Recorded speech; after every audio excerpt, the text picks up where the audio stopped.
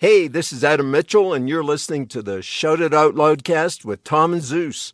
Rock on.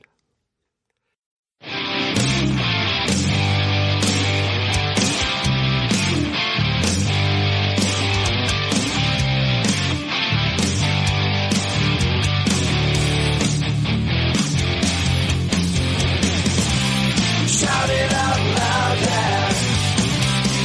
Shout it out loud, yeah. Shout it out loud, yeah.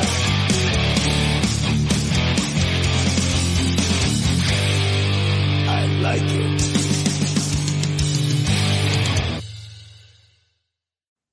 The year is 1993. The album, Doggystyle. And the artist is Snoop Doggy Dogg. Welcome to episode 65 of the album review crew. We are about to be joined soon by Shout It Out Loudcast Hall of Famer and friend of the show, the great Jeff Trott. But until then, you're listening to DJ Easy Dick. Zeus, what's up? Oh, man. Throwing a curveball this month with Doggystyle. Thought we'd change it up a little bit and hit hip hop for the first time. That's right. And grand opening, grand closing. We'll see how this goes. Yep. But I'm super excited. Anyways, to punish half of our listeners, probably, what did we do last month, Tom? And what was the poll? Yeah, we were joined by the great Martin Popoff, fellow Pantheon podcaster. We did Permanent Waves by Rush. And the poll, as always, 4 songs. Favorite song from that album, the options were Spirit of Radio, Free Will, Entre Nous, and Jacob's Ladder. No real surprise here. Spirit of Radio runs away with 60% of the poll here. Free Will comes in at 22. Jacob's Ladder at 11. Entre Nous at 8. So, yeah, Spirit of Radio was one of their biggest hits, so kind of hard. Our buddy Tony Barone, my fellow Rush nerd, he had Spirit of Radio number 1, Natural Science at number 2. That's a great track. Now, wait a minute. What? You did not describe him correctly. I'm sorry. I take that back.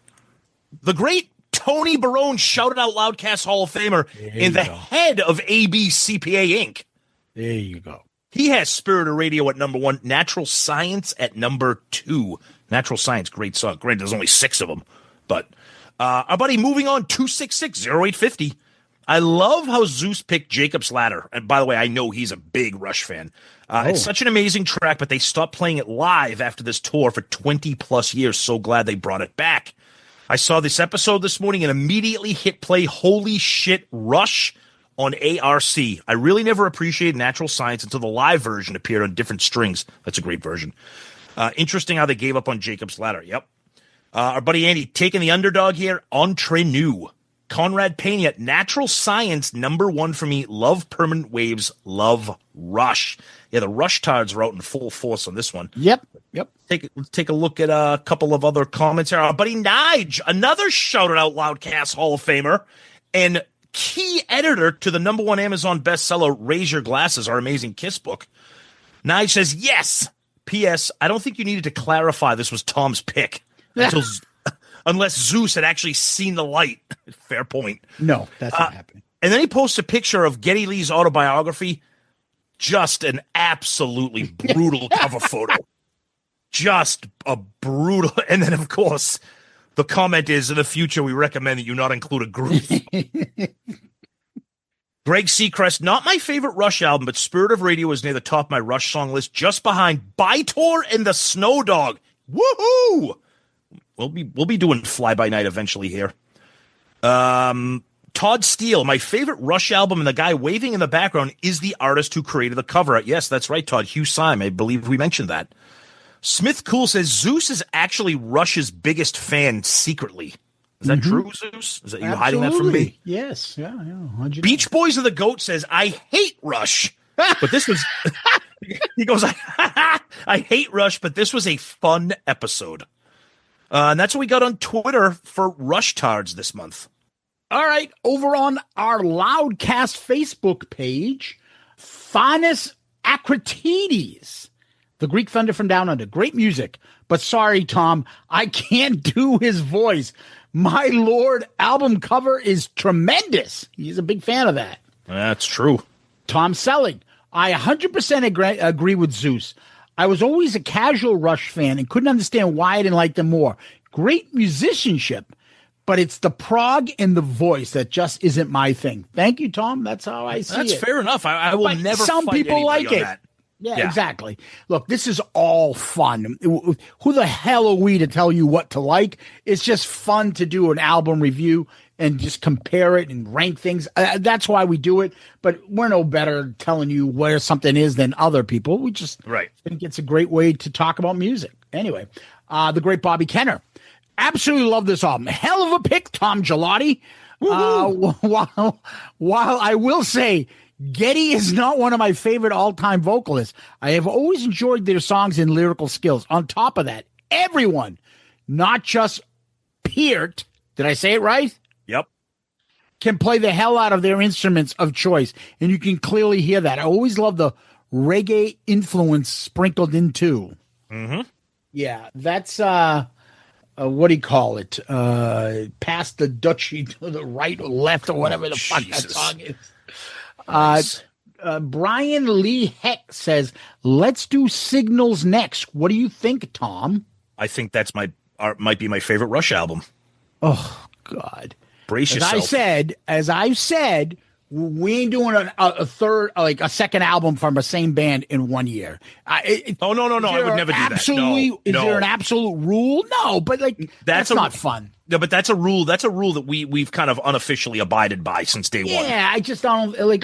There's enough music out there. We don't have to do a same band 2 times in a row. But next year, it's there. I agree. Yep. Hall of Famer Gary Capp. Wow, what a Hall of Fame episode this is. Yeah. Over on Loudcasters, Tom, he writes, fantastic album, Poor Zeus. Come on, he liked it a little bit. I said it. I was surprised. I actually enjoyed some of it. Yeah. Jason Warden, even for bands I'm not really into, ARCs are must listen to for me. So much is discussed, and there's always a song or two I end up liking and adding to my playlist. That's kind of the fun of it, discovering stuff that you didn't know about. Yep. So, yeah. Paul Heider says, great pick, Tom. And Zeus, look at you, loving a little Rush and an instrumental. That song's not an instrumental, right? Mm-hmm. Nope. Time to start another podcast. Rush is an acquired taste, but once it takes you, you won't even notice Getty's voice. Dude, is that not fucking a backhanded compliment? Dude, listen. You'll forget how terrible his voice is. Listen, I love Rush. I still hear Getty's voice. You can't not. And his witch appearance. Your brain just accepts that's the way Rush should sound. Cool that Martin is a West Kootenays BC boy. That's where I grew up too. I really need to check his stuff out. You should. He's absolutely one of the premier hard rock and metal authors out there, if not the. Yeah, exactly. Julian Grandison says, my fuck off outburst at Zeus's Spirit of the Radio review caused a few raised eyebrows, but thankfully he got with the program after that. Oh, okay, Julian, sorry. Yeah, okay. The great Rex Jaycox writes, I became a Dream Theater fan long before I was a Rush fan. It was my love for Dream Theater that got me listening to Rush and took a deep dive into their catalog and was blown away with their music. While I do prefer the later era of Rush, I agree that Entre Nous should have been a single because it's up there with Tom Sawyer and Free Will, in my opinion. Great episode, fellas. Yep, good song. Another Hall of Famer, Joey Slim Fit Gene Stubbles Romanek. That's it. Joey Reverse Mortgage Romanek. Between him advising you on a home equity line, Joey chimes in about music. He writes, interesting this popped up for this month's ARC. I've been listening to the 40th anniversary box set for the last few weeks. To me, the 3-album run with Permanent Waves, Moving Picture, and Signals is very hard to beat. Yep. Shit, you could just take the first track from each of those records and have a better catalog than 100% of the bands today. I was floored, capital letters, to hear that Zeus liked Jacob's Ladder. Not because it's not a killer song, which it is, but it's because it's very unconventional and has some very 70-ish keyboard and vocal effects in the middle part. Typical things that Zeus isn't a fan of. Thanks for telling me what I'm a fan of. And I agree with Paul Heider. Geddy's voice is just part of the sound. Once you accept it, you'll find that it just works. And it's very cool to hear Martin pop off in this episode. I own Decades collection that he wrote, and they must reads for Rush fans. Now, can we get back to our regular schedule ARC program and get a review of Pretty Boy Floyd's 7th record? You know, the one with the 5th guitar player and 10th drummer? Thanks. Yeah, those type of albums will not be added here to the ARC. No, you're getting Doggystyle this month. Yes. Tom, back to you. All right, let's look at Instagram here. Craig AM10, Spirit of Radio Solo is supposedly meant to mimic the sounds that old radios made when you manually tuned in the station, turn the knob too far, and you start losing the station and have to turn it back the other way. You get those weird sounds and feedback, which Alex replicates on his guitar. Yeah, that's 100% true. Everything that Rush does is on purpose. They're too smart for us. They're even too smart for Rush fans. Dave Rockstar, Rush is such a cool band, so I enjoyed this album review, even though it was just 6 songs. They have their own unique sound and style, which differentiates them from their contemporaries. Can't wait to see what gets reviewed next. Well, welcome to Doggystyle, Dave. Our buddies, Ugly American Werewolf in London, fellow Pantheon podcasters there. Oh boy, I'm with Tom on Love and Rush, and I know Zeus isn't a fan, so this should be fun. All right. Let's read an email from the previously mentioned Shout It Out Loudcast Hall of Famer, the man behind ABCPA Inc., the great Tony Barone, Rush fan supreme. I'm thrilled that Tom picked Permanent Wave's Masterpiece as his ARC pick. I figured this was the only way this would get picked. I nominated it twice and was snubbed twice, so I moved on to other albums. I wanted to thank Zeus for the shout-out on sending a few years ago the Permanent Wave CD and the other Masterpiece CD, which has yet to make ARC. Oh. The CD is my mission to get it on there. I am shocked and pleasantly pleased that you rated the album as high as you did. Yeah, Jacob's Ladder. The episode was such a great listen. The Rush review was great with both of you and Martin. I can't wait for Tom to pick the next Rush album. Does he go backward to forward from Permanent Waves and Moving Pictures? Keep up the great episodes. Thanks, Tony. ABCPA Inc. 2023 Hall of Famer. Yes, that's on his email signature because we love him. That's what I got on my end, Zeus. All right, Tom. Let's take our quick break, and then we'll bring in Hall of Famer, the great Jeff Trott. All right, so bringing into the show this month for the third man in is none other than Shout It Out Loudcast Hall of Famer, the man behind the artwork for the Amazon best-selling book Razor Glasses, and so much more. We're going to have some fun here because welcome to the Jack-Off Hour because it's Jeff Trott is in the house. What's up, buddy? Hey, what's going on, guys? This has been a long time coming. Yes. I've known you guys for like 6 years now? Yeah. We've been talking about this since like the second day we met. So This is a long time coming, and this is going to be a shit show and funny as all hell. It's crazy because we had you on for Dorm Damage and did like a 90s hip hop episode, and now we're really getting into it, Zeus. Yeah, I literally think I picked this album just so we can talk about it with Jeff. That's it. Because I'm like, I want to pick this album. Well, so, it's funny trying to like. We'll get into it, but Zeus, why don't you start us off? This is Zeus's pick, by the way. Although it could have been any of ours picks. Yeah. So how did we get into this Snoop's album? By the time we were in college, I love the 90s. You still had some of the hair metal stuff, still big Kiss fans, and then grunge had taken over, and then like there's this new great band called Nirvana. Now it's another great band. It's called Pearl Jam. Now Stone Temple Pilots, Alice in Chains, Soundgarden. You would just get bombarded with music. And then all of a sudden you had Dr. Dre goes off on his own after NWA. And then after Dre, you got this Snoop album that dropped. Well, I'll tell you what, that Chronic album was huge. I mean, and that brought Snoop into the atmosphere. But I feel like this is one of the first like crossover albums because I know like the most hardcore metal guys, and they might not admit it at the time, but they fucking know every word to this album too. You 100%. know, it sold 11 million copies. That's not all hip hop fans. Yep. Yeah, like you said, Zeus, go ahead. Yeah. No, I was just gonna say. So everybody knew when this album dropped in 93, everybody jumped on and got it. Yeah. So, And it was crazy because in 92, we had The Chronic, and that's where you were introduced to Snoop. Although there was a track, if you remember this movie, there was a movie called Deep Cover. Which that's fucking awesome. Argument, in my personal opinion, probably the greatest collab with Dre and Snoop is the song Deep Cover, which for some reason is not available on streaming. I don't know why. Ain't no 5-0. Oh, yeah? Oh, yeah, that's what really introduced them. I think, you're right. Everybody thinks it's G thing, but no, you're right. It was Deep Cover. It was Deep Cover. And when The Chronic came out, that whole sound, like G-Funk, because, I mean, I was still listening to, like, Tribe Called Quest, like the kind of the smooth hip hop, and like obviously Public Enemy, which was a completely different thing, and then like some of the pop stuff.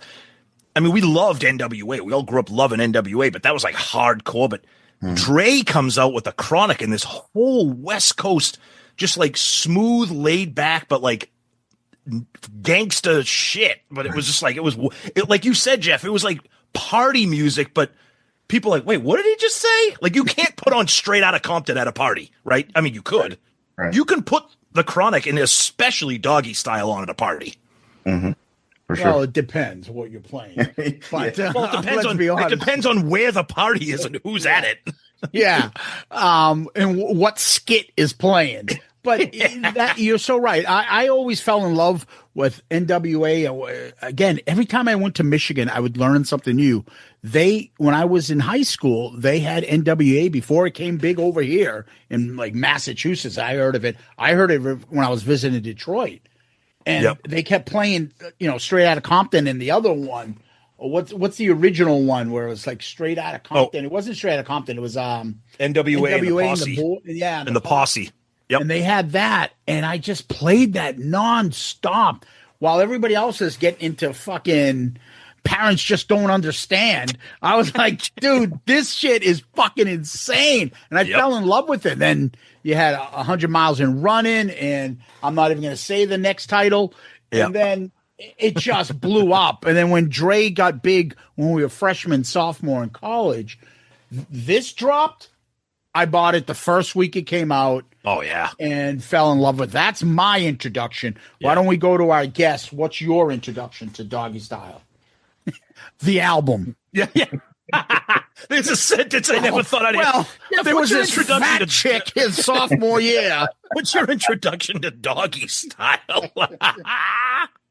No, I mean, I was right there when The Chronic blew up, and you got to think about the time that we're in right now. I mean, this is coming off of like LA riots, and then you've got like some of the most iconic movies in like that urban life, hip hop, culture with Menace to Society, Boys in the Hood. Man, you got the juice. Juice. All these movies are come out, and then he drops The Chronic, and it blows up, and then Snoop was a big part of that. So then MTV's still showing videos. So the funny part about this is when I got Doggystyle, I went to the National Record Mart in the mall with my cousin, and I've been watching this video for the last 4 or 5 weeks on MTV, and the censored version.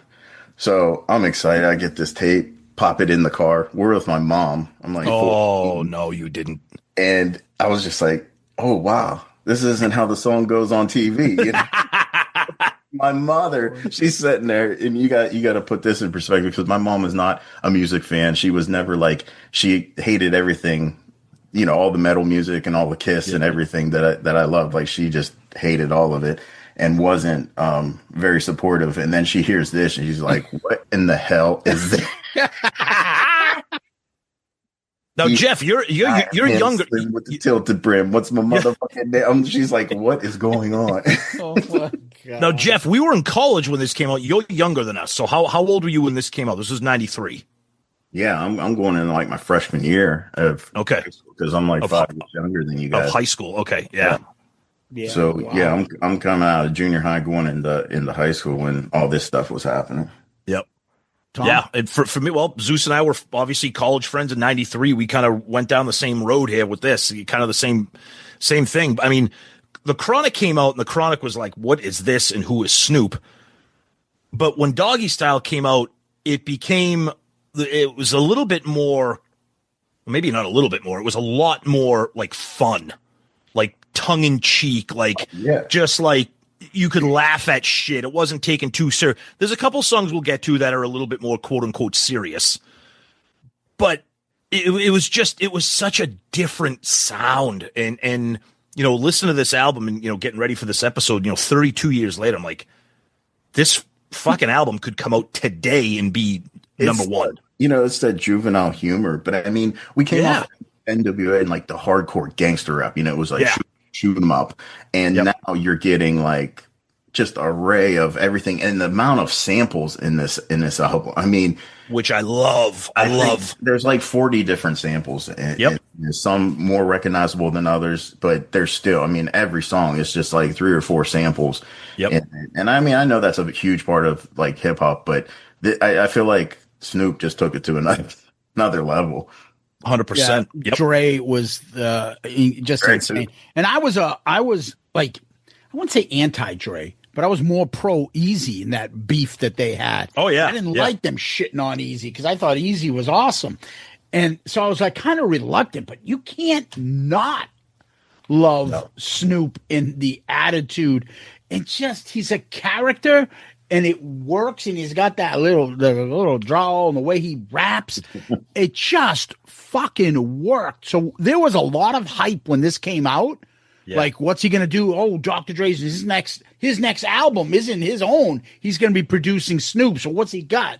Yep. And it introduces a shit ton of more people, a little more.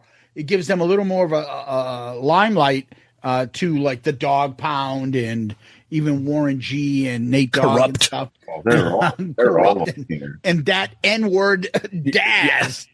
And it's funny too because this well, not even this album, just the artist himself, Snoop Dogg, which he goes by now. Back then, he was Snoop Doggy Dogg. But it's a perfect example of, regardless of genre, he's iconic. He's generational. My son's 20. He loves hip hop. He loves obviously he loves all the new stuff, but he loves Tribe, like Dre, Snoop. Like he understands this album and how great it is. And that right there, I mean, there's a lot of hip hop artists that kind of still stand the test of time, but in terms of like freshness, this just doesn't. This is still. It's still fucking awesome. I loved preparing for this episode. I never ever got sick of this album. We've done albums, even albums that I've picked that have been my selections, that by the time it's ready to record, I'm like, I don't want to fucking hear this album for another year. It's like I'm sick of it. But this one, but I'll listen to this tomorrow. Tell me if this is true though. We listen to these albums. Is this not, when you play this album, an album you want to play with each other? Oh, that's why we're doing this. I want to play this in front of you, like so we can say the lines back to each other. Like there's something that I don't know. How many fucking texts have we done preparing for this, shooting the same stupid lines to each other? The text chain went from actual commentary to us texting lyrics as the conversation. Yeah, it was just nonstop. Yeah. That's how fun this album is. So, all right, we've talked about how we got into the album. Let's go to the cover. Anybody want to go first? Well, first, before we get into the cover, I just wanted to... go ahead. Because you'll love this, Zeus. Have you guys seen D.O.C. lately?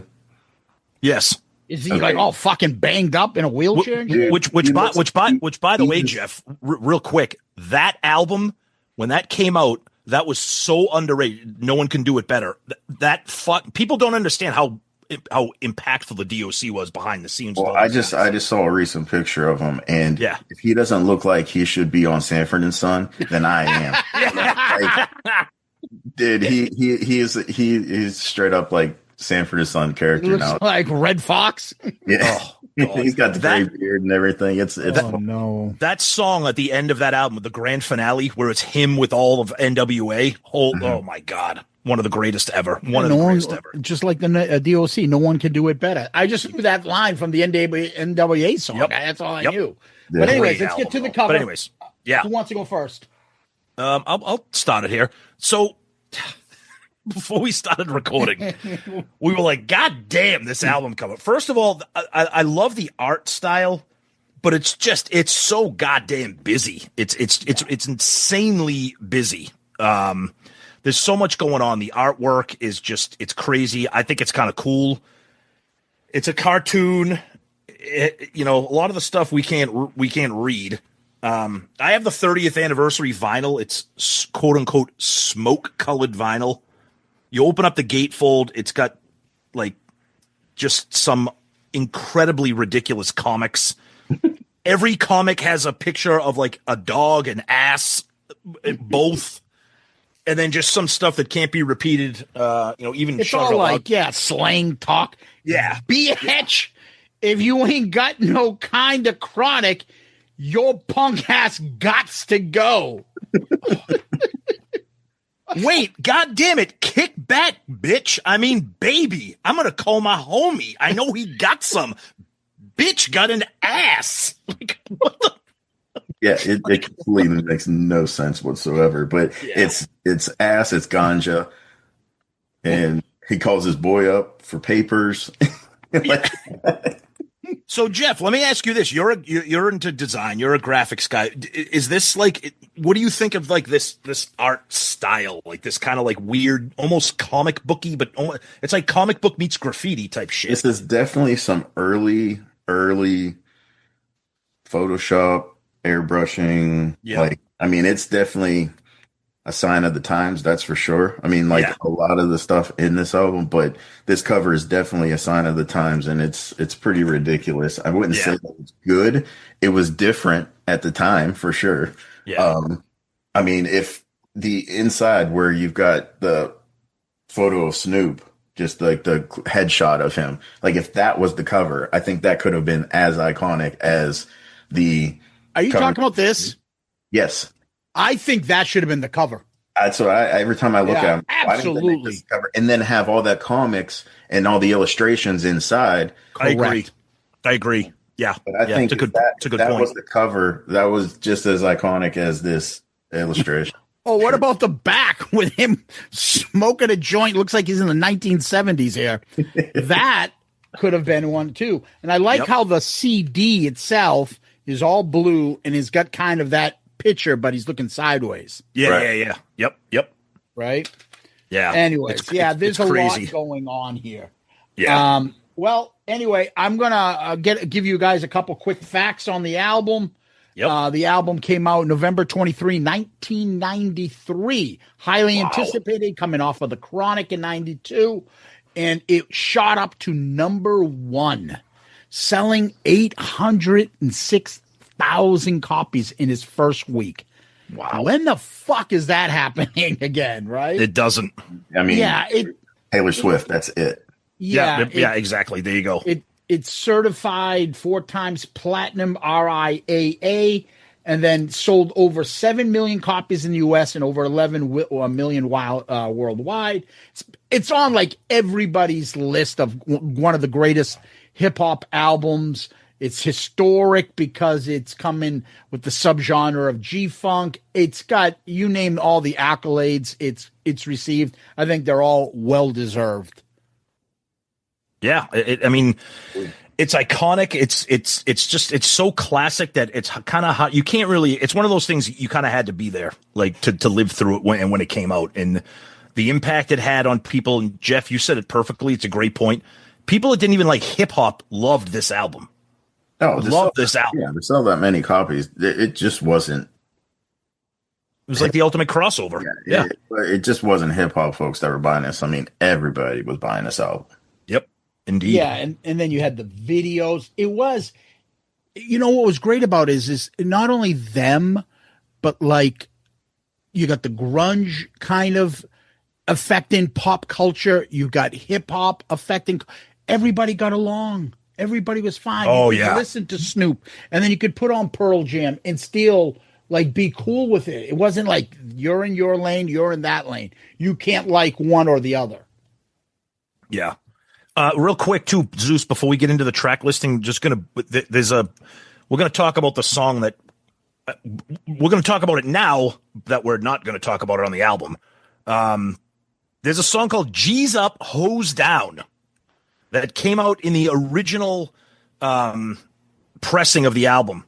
It was omitted because of clearance issues with the sampling. For some reason, that was that one that stuck.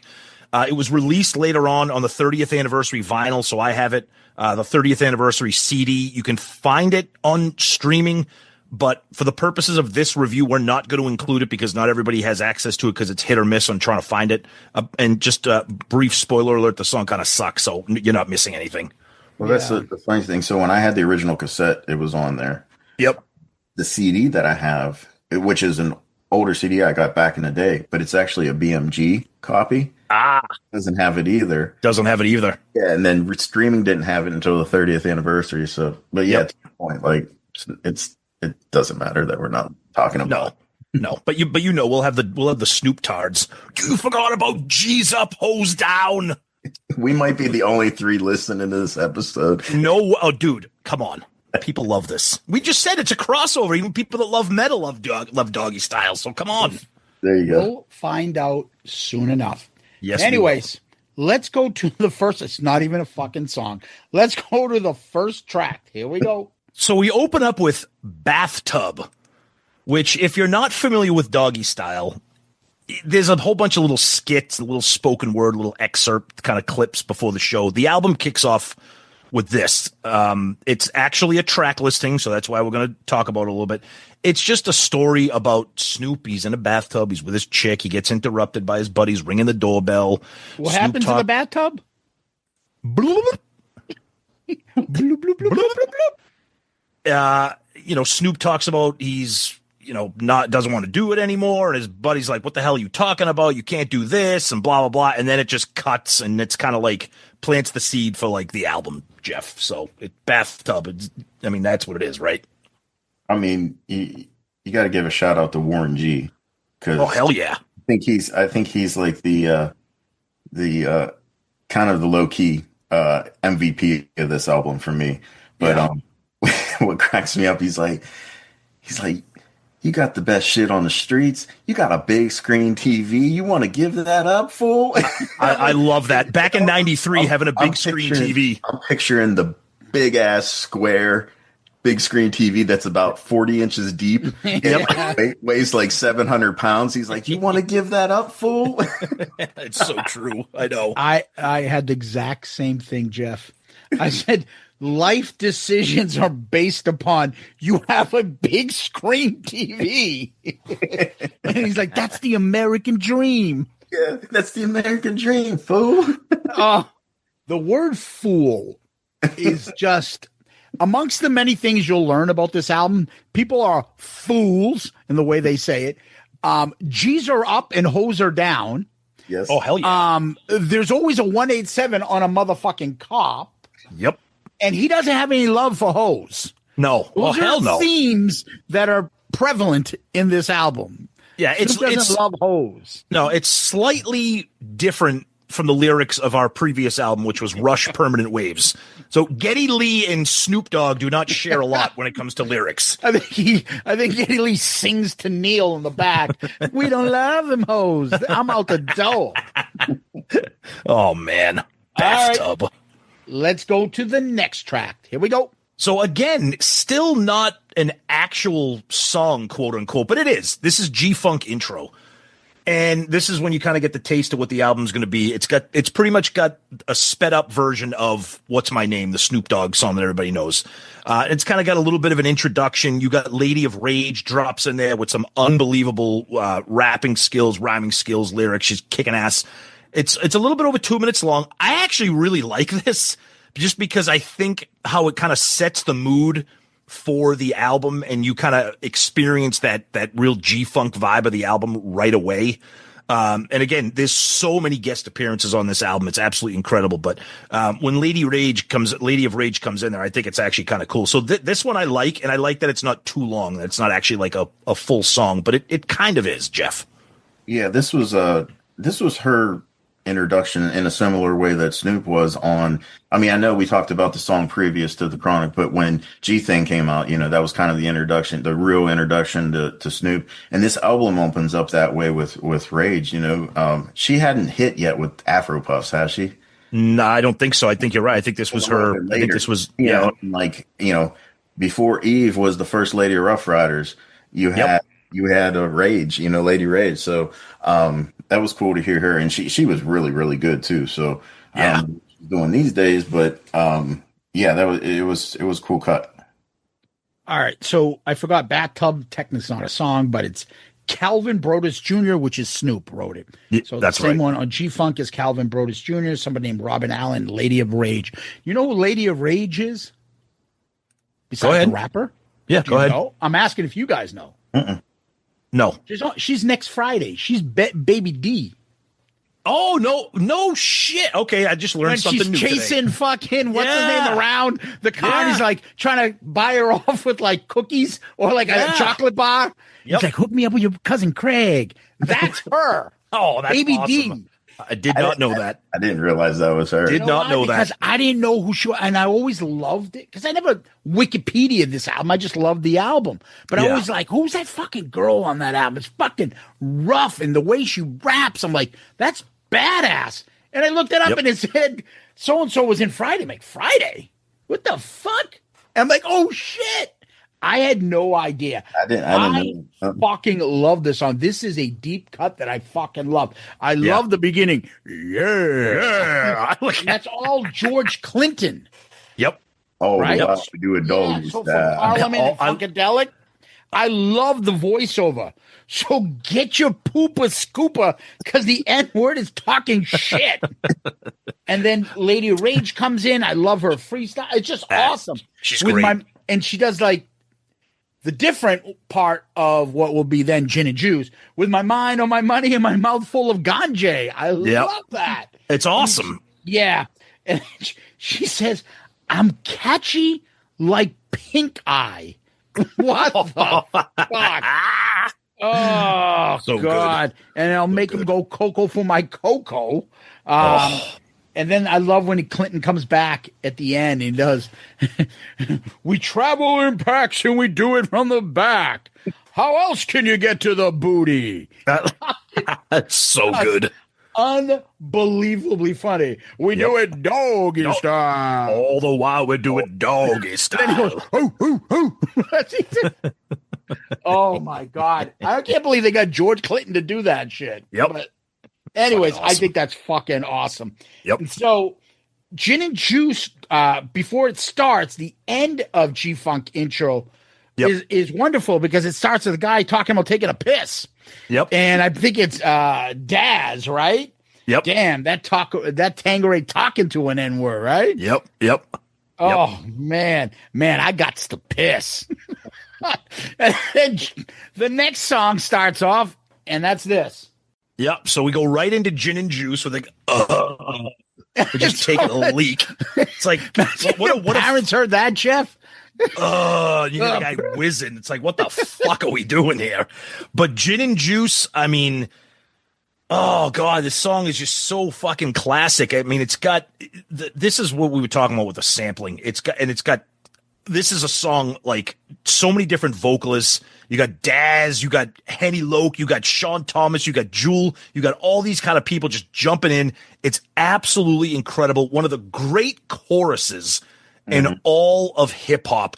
And for me, this is like almost like the birthplace of, and I'm sure it was played before this, but for me, G's up, hose down, and then my mind on my money and my money on my mind. It's just so fucking classic, this song. And again, you don't have to like hip hop at all, but I dare you to put this song on and not bounce your head just a little bit when it's going, Jeff.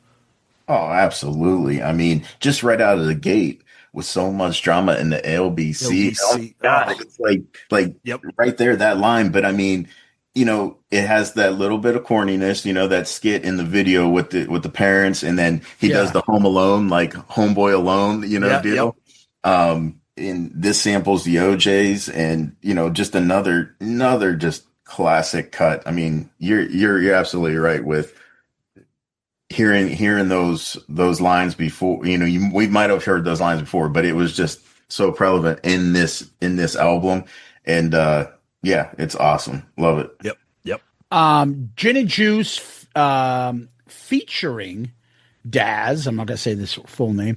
This one is written by Brodus Jr., Andre Young, which is Dr. Dre, Harry Wayne, Casey, and Richard Finch, which I think are guys from the fucking Casey and the Sunshine Band. The song went to number 8, I believe, on Billboard's Top 100. It's number 8 on VH1 100 Greatest Hip Hop Songs. And I was just saying to you guys, got to love a song that begins with someone taking a piss. There are so many lines that he says so distinctly that it just stick out to me. I got bitches in the living room getting it on, and they like, you know exactly what I'm saying if I say that line, and it fucking resonates. 3 famous Snoop sayings in this song. We don't love them hoes. We don't love them hoes. And then biatch. That comes in. I love that the chorus is David Ruffin Jr. David Ruffin from the Temptations. He gets his son to do that chorus with him. And then with my mind on my money and my money on my mind. I mean, it's iconic for hip hop, I would believe, right? The other thing I like about this too is you mentioned the lyric Zeus, but when he says that thing about 6 a.m, that's a tip of the hat to Ice-T. Because if you're a fan of 80s hip hop or Ice-T, Ice-T had a huge song called 6 a.m. There you and go. it was one of his big hits. And I love when you kind of do like a little subtle kind of nod to the guys who got you the way you are, paying homage to the legends. Yeah, and Dr. Dre comes in with a whole fucking thing of Tanqueray and Chronic, right? And now I'm fucked up now. Yeah, I love that. I love that line. Tanqueray and Chronic. Yeah, I'm fucked up now. It's just that drawl that he has, that kind of style that he does. Then there's the video. So we always talk about videos when we do these albums. So Jeff had mentioned it's kind of like a Home Alone thing. You got the 2 parents in there. Doing the Snoop Doggy Dogg, you need to get yourself a jobby job, whatever the fuck he says. It is such a 90s cliche looking at that. Hockey jerseys on rappers. It's my God, that was such a weird thing. Yeah, it's just there's cops, there's someone taking a shit, there's someone having sex. Dude, it's like a Friday movie. Yeah. The street had a sign 187.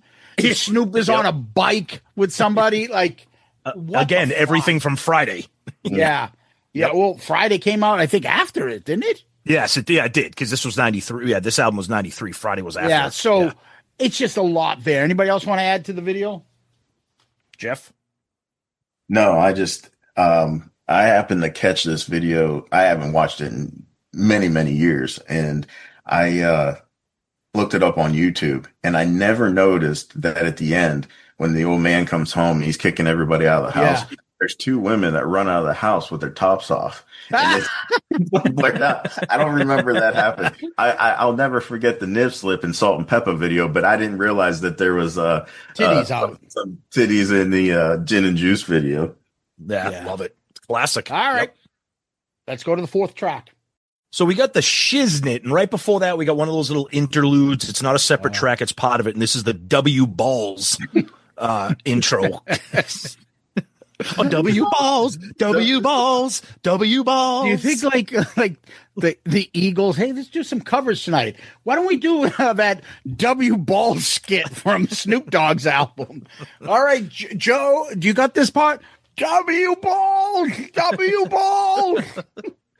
What are we doing? But I'll tell you, but the Shiznit, this has always been a go-to track for me on this. So this is, as we progress through the album, to me, there's 3 songs on this album that kind of stand out a little bit from the rest of the album, where they're a little bit darker tone. They're not, the party anthems. They convey kind of a different vibe, which is cool because that's Snoop's life. He's rapping about what he knows. But I love it's just a hard beat, a bass kind of rolling through the back, and just that boom bap like beats. It's the kind of stuff that got me into Tribe Called Quest. Just like simple bass beat with a little bit of background, with some some synth, some organ, and kind of just, it's a little bit kind of menacing sounding, but it's got one of the best friggin' lyrics ever. Boy, it's getting hot. Yes, indeed it is. Snoop Dogg is on the mic. I'm about as crazy as Biz Markie. Spark the chronic bud real quick and let me get into some fly gangsta shit. Fucking love this song, Jeff. Yeah, I couldn't agree more. I mean, because this is, well, first of all, The Stranger is one of the most recognizable samples in this by Billy Joel. Yeah.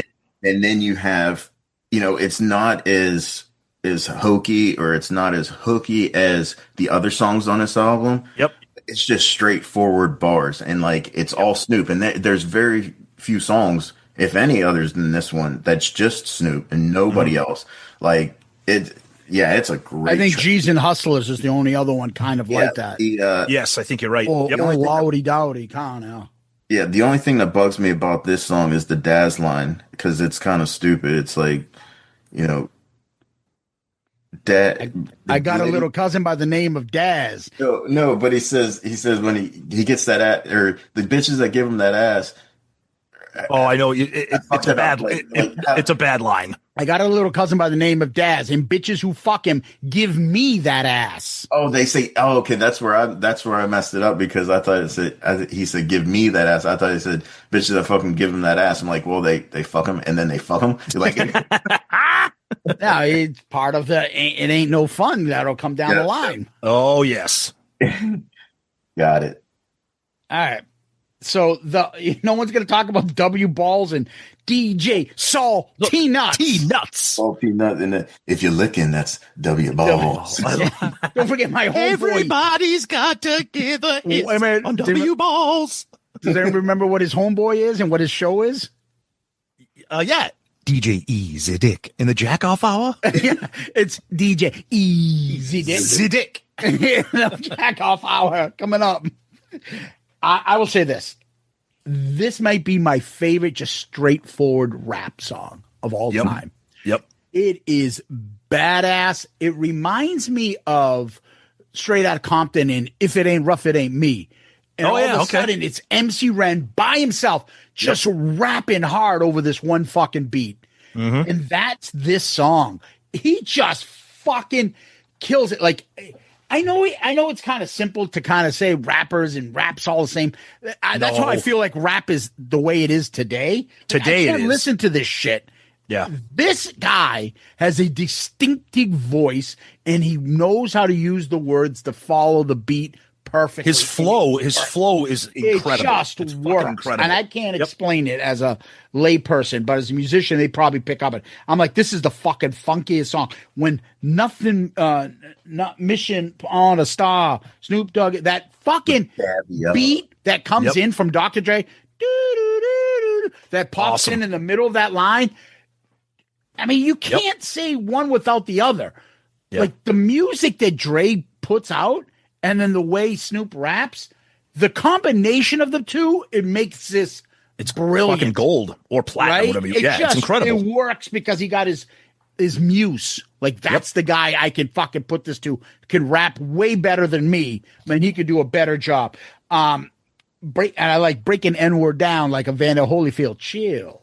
That's awesome. To the next fucking episode. Great. And it's always a 187 on a motherfucking cop, by the way. Yep, always. And always. I had the same thing, Tom. Boy, it's getting hot. Yes, indeed it is. I have this as an SMH. I'm like, this is a shaking my head fucking lyric. Because he's got a few of them. Like, what the fuck, dude? Yep.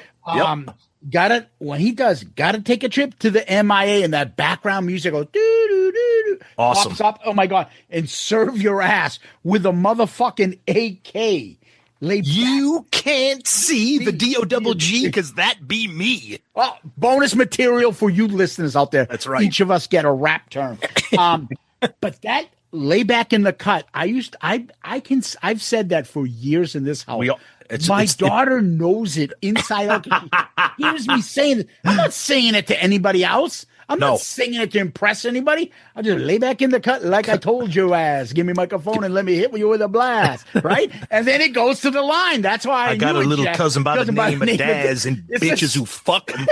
It is the stupidest thing. But it's catchy. By the name of Daz and bitches who fuck him, give me that ass. Because they know what the shit they be putting up. But anyways, it's just G's up, hose down reference in this song. Yep. And do you notice there's a lyric in this because Snoop Dogg is Trump tight. Oh no, I didn't. I think I missed If that. you look at the lyrics, there's a part where he says, "Is Trump tight?" This is shit. 1993. Rappers used to love the fucking Donald.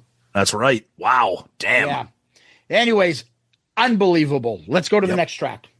So we got Lodi Dodi. Now, this one for me is a problem. I'm going to tell you why.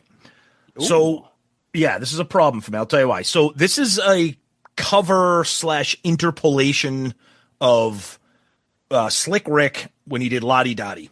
So that came out in 1985. I thought it was Dougie Fresh. Nope. Dougie Fresh did. So Slick Rick is the one. Slick Rick and Dougie Fresh were kind of together. They were their own thing. But it was under Dougie Fresh, and he rapped for him on this album. It was the B side on Dougie Fresh's big hit, The Show, which was a huge song if you know 80s hip hop. The Show. The B side was Lottie Dottie, and it was Slick Rick. So and Snoop pays homage to him on this. He mentioned Slick Rick at the beginning of the song. You know my Slick Rick. I just, because I love the original so much and I heard it for so long and I know all the words to it, I know what Snoop is trying to do here. It just doesn't work for me because I just don't like what he did with it. To me, this is just an example of kind of like a bad cover. It's still Snoop and it's still on Doggystyle, so I'm not going to skip it. But for me, because I love the original so much, it just kind of suffers a little bit. I guess I'll just say he changes the lyrics a little bit to make it a little modern, kind of Snoop specific. But it's pretty much just a slowed down G-Funk version of that original song, Jeff. Yeah, I mean, I like the Snoop version because I always thought the Slick Rick version was kind of well, I don't know. I mean, Slick Rick is corny. Yeah. So I always thought that was kind of corny. So when he came out with it, I'm like, all right, this is slowed down. It's Snoop's vibe. Like, I'm kind of digging it. And then, to your point, he does change up some of the lyrics. Instead of Gucci underwear, it's doggy underwear. Yep. Slick Rick says polo cologne. He's doing cool water cologne. And then, fly green socks. His all blue Chucks, things like that. So yeah, he made it Snoop specific, but I get a kick out of it. I really like what he did with it, and it cracks me up every time I listen to it. So I'm like, I'm too young for you, bitch. Oh yeah. So this is, by the way, the shiznit was written only by Snoop Dogg, Brodus Jr., Lodi Dowdy, whatever the fuck it's called. Brodus Jr., Douglas Davis, which I assume is Dougie Fresh. Hikari Nakamura. I don't know. Shinsuke Nakamura. Who the fuck that is? Right. Hell Rakusuke and Ricky Waters wrote this song. I don't fucking know. In between running for the 49ers, he wrote this.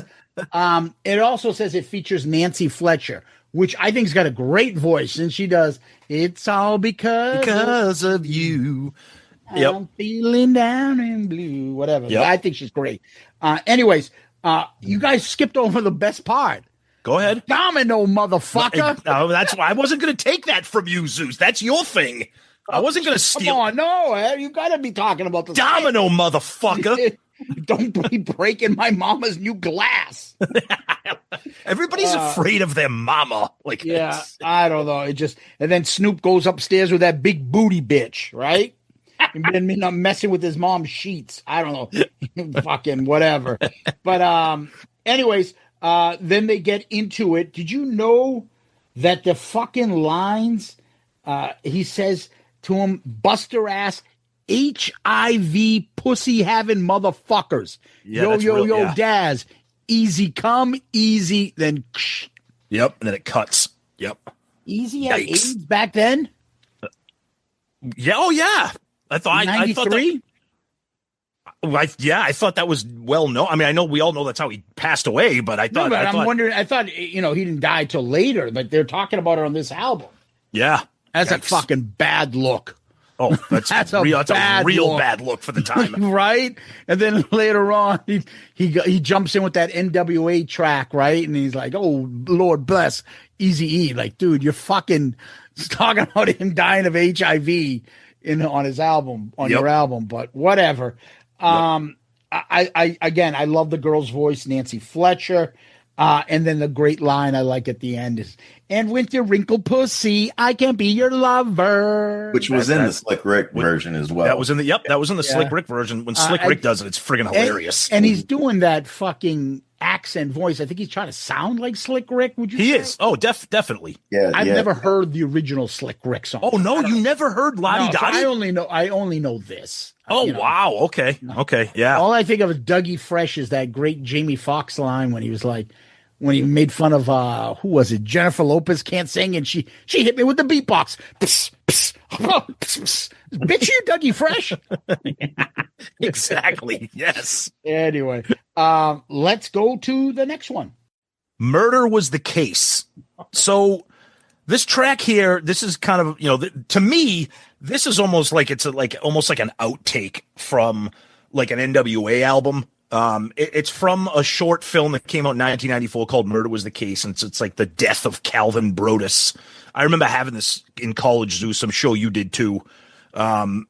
It's okay. I mean, the song is kind of cool because it's like he's been shot and killed, and then it's like he hears a voice, and it's like going through like death and dying and being like reborn and whatever. It's cool, but like I have in my notes, like we say this a lot, like this isn't what I want from Snoop Dogg.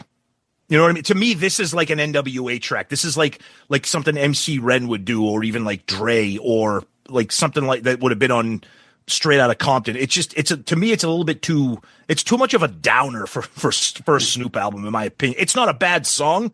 It's just not, for me, it's not great. And I think it is a little hokey with the voice, with the conversation back and forth between the other voices. He's getting, dying from the gunshot wound and everything. How long will I live? Yeah, exactly. It's a little foolish. Forever.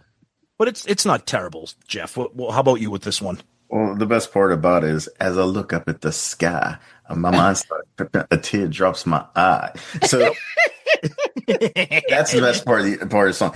You know what I quit? Like, I think of this track as Snoop's Elder.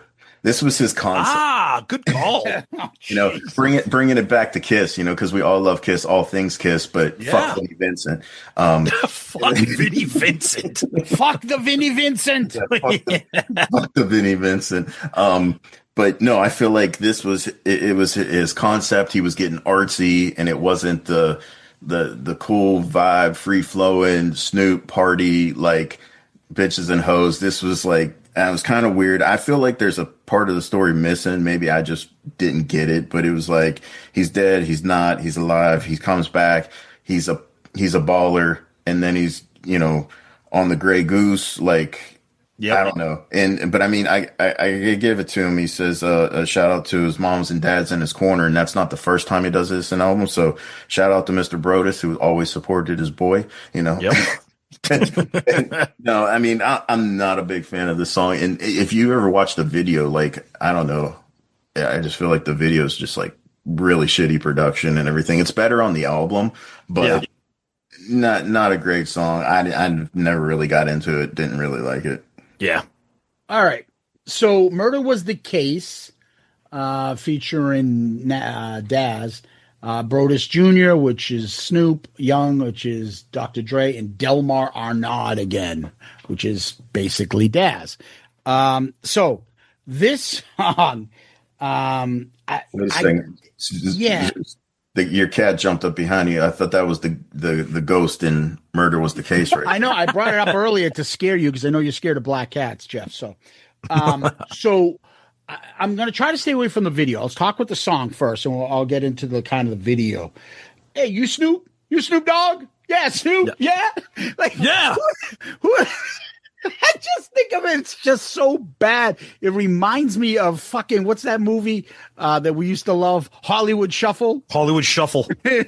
He talking to the killer for 20 minutes. Do 50 bullets in your ass, make you a day. What are you talking for him for? Like, hey, you Snoop? You Snoop Dogg? Like that person wouldn't fucking have run off. Exactly. When two strangers pull up in a car with a window rolled down.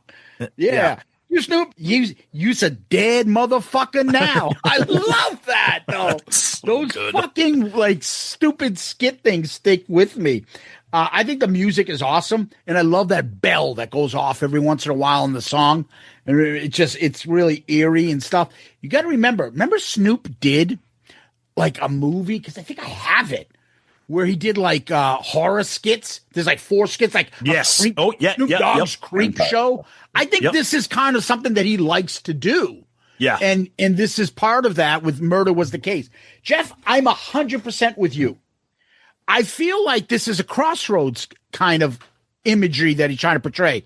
You know, like he's about to die, and then he sells his soul to this guy that looks like, in the video, looks like the fucking Eddie Murphy from Vampire in Brooklyn. Looks stupid.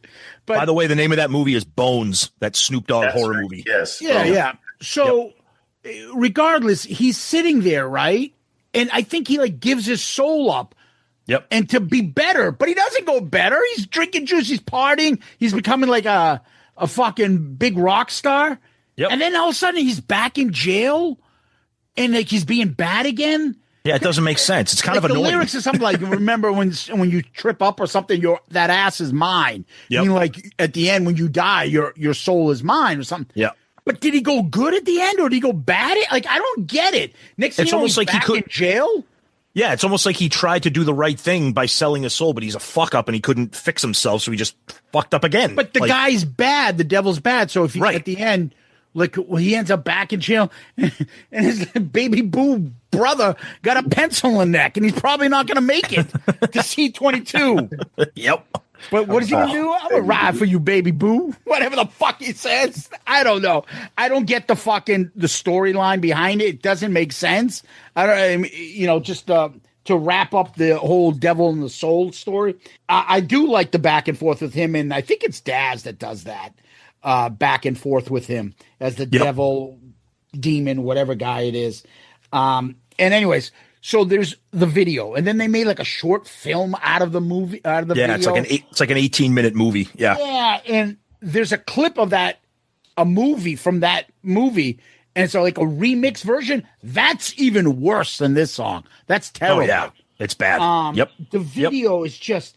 There's a Spanish reporter I like at the beginning. It's like, Snoop Doggy Dogg. Fucking stupid. And I'm like, and by the way, you know who fucking, I think, hits him with the fucking, the shrapnel or the fucking shiv? Charlie Murphy in the video. Oh, God. Yeah, right. Charlie Murphy. Yep. Fucking stupid. It's you guys bad. remember anything in the video? A little bit. I just remember how corny it was. Like Jeff was talking about it. It's just a sign of the times, and it's not like Snoop wasn't. They didn't have the money and the means. It just didn't. They just couldn't do it. It's kind of laughable. Something else interesting. Yeah. So I liked it when he's rapping in the wheelchair. I thought that was pretty cool. Yeah. Then they show a clip of his house like bawling and the waterfalls and stuff. That's the same house that's in Hammer's Pumps in the Bump. Oh, I cannot believe we're now talking about pumps and a bump. Pumps and a bump. She got the girls with the pumps and the bump. That's when Hammer went hardcore rap, right? That's when he's Hammer. And in the video, MC. he's wearing this wicked fucking banana nut tugger bathing suit. Remember, he's like this, and it's all the waterfalls. I'll never forget it because I used to watch that. They did a clip on that when there was that VH1 movie about Hammer's life. And he's like, oh, maybe I shouldn't be with these hip hop, like hardcore rappers. And he's shooting the video and his wife's watching him. He's at that waterfall. That's the same one in this video too. That's somebody's house. That's got to be either Suge Knight's house or somebody's that they're using. Or it's somebody has nothing to do with it. And they just rented their house out for twice. Yeah. But you got to love Pumps in the Bump. That is one of the. If you want to die laughing, put on that fucking Hammer video, Pumps in the Bump, and you'll fucking die. First of all, the song is just painful, and then you throw the video in. It's like, what are we doing? And that fucking, he's got like a fucking shack like hard on banana fucking thong on that he's wearing. It's the most disgusting thing. You're like, oh, what the fuck? Pumps in the Bump. Anyway, let's get the next track. Serial killer, 6 million ways to die. Choose one. All right. Now, I put this up here. This is part of the kind of the songs I was talking about when we talked about the shiznit. Just an absolutely crushing beat, kind of a dark tone. It's got that like the groove with a little bit of the keys in the background. It's kind of in that same vein as the shiznit, and there's actually one other song that's kind of similar. Absolutely a fucking go-to track for me. One of my favorite little earworms in this entire song. So it's called Serial Killer, but they play this every once in a while throughout the song. They play that little clip of "Wake up in the morning, eat your Lucky Charms cereal." I fucking love that. It's like such an earworm. Jeff texted us that. Oh, I love it. I love it. And then this one has a ton of people. It's got the D.O.C, the Dogg Pound. It's got RBX in it. The lyrics in this are so ridiculous when it's like, let's picnic inside a morgue, not picnic baskets, picnic caskets. And I got that machine that cracks your fucking chest plates, open and release them guts. Then I release deaf cuts. Brutal, jagged edged, totally roughneck. Like, what are we like? This is not gin and juice. It's just it's a vicious song, and I think it's so fucking badass. And I love the fact that all those other guys have a verse. I think it's so cool, Jeff. See, this is not a go-to track for me. Damn. I agree with you. Like, the beats are hard. Like, everything is really, really cool about the song. Yeah. And I do like, I like Snoop's verse, but I don't know. I never got into this one. It's kind of like, it's a little schizo for Snoop, because it's like, we're partying, we're having a good time. We don't love hoes, but we're enjoying ourselves, and then we're a serial killer. Like, it's like it definitely is weird. I agree with you there. And you know what? Honestly, I think this was never a go-to song for me, because I had the cassette. Yep. And I think this was the last song on that side before I got to "What's My Motherfucking Name." Oh, and okay.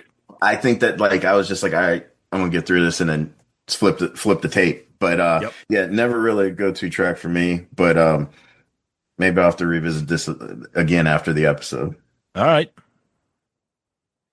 So Serial Killer featuring the D.O.C, the Dogg Pound, and RBX, written by Brodus Jr., Young, Arnaud, and Bootsy Collins. Bootsy Collins. He's on it a couple times. Yeah, Bootsy. Again, I like the beginning. Tom Mary mentioned the 6 Million Ways to Die. And apparently that's the D.O.C that does the suicide. It's a suicide. Yeah. And then the second time, Snoop joins him in the chorus, and the third time, RBX joins him in the chorus. All three of them.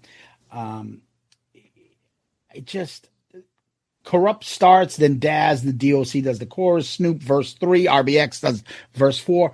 I like it. It's not a standout for me. I think it's okay. Okay. When I had I've enjoyed it more listening to it now, but it was always something when I think of this album, my mind went to Serial Killer. But really? I remembered as soon as it came out. Yeah. It's not one of the standouts for me, but I enjoyed it now more having gone back to it. Yeah. Okay. But yeah, I mean, there's so much talent on this song.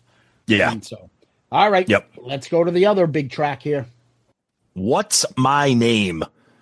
All right, so this is the big song here, obviously, that everybody knows and loves. And again, it's kind of up there with Gin and Juice. Who knows if it's better or whatever you prefer. But, I mean, this is the song right here that to this day, almost more than Nothing But a G Thing from the Chronic. To me, this is like the G-Funk, like, for me. I think it's an absolutely perfect, flawless track. It's got a vibe. It's a party song. It's got one of the most incredibly infectious, catchy choruses. George Clinton making sampling. The sampling is off the chains here with this thing here. I just think this is one of those songs where it's a turning point, like a marker, like a milepost in like the history of hip hop, where this song here, particular, just really changed, I think, everything moving forward for hip hop. It put Snoop on the map. It became a household name. I think to this day, the song is just, it's even better 30 plus years later. The funk rhythms on this, the funk samples, to me, it's an absolutely perfect song. I can't get enough of it. And revisiting this album, you know, you hear the song a lot. I mean, at least I have satellite radio on the classic hip hop channel. They play Snoop all the time. So, it's just a perfect song. I mean, I guess there's really not much else I can say, but you know, bow wow wow, yippee yo, yippee yay. It's fucking awesome, Jeff. Just rose in the motherfucking house. House, bow wow wow, yippee yo, yippee yay. Yeah, I couldn't agree more. I mean, the Atomic Dog sample, the video was off the charts. I mean, it's pure 90s. Like it screams we're in 1994, 1993, you know.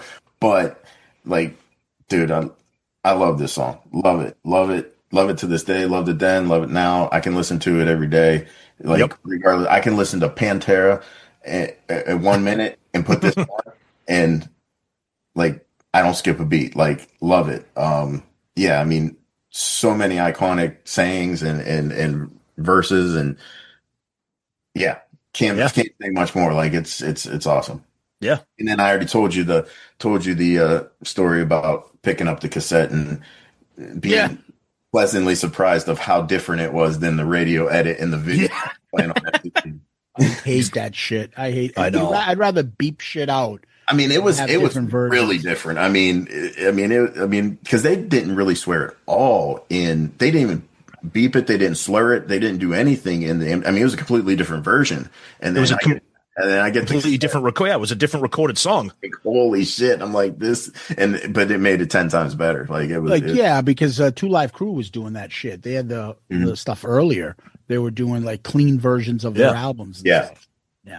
Anyway, so who am I? What's my name in parentheses? So that's Brodus Jr., Young, which is Dr. Dre, George Clinton, Gary Scheider, and David Spradley were the songwriters on this.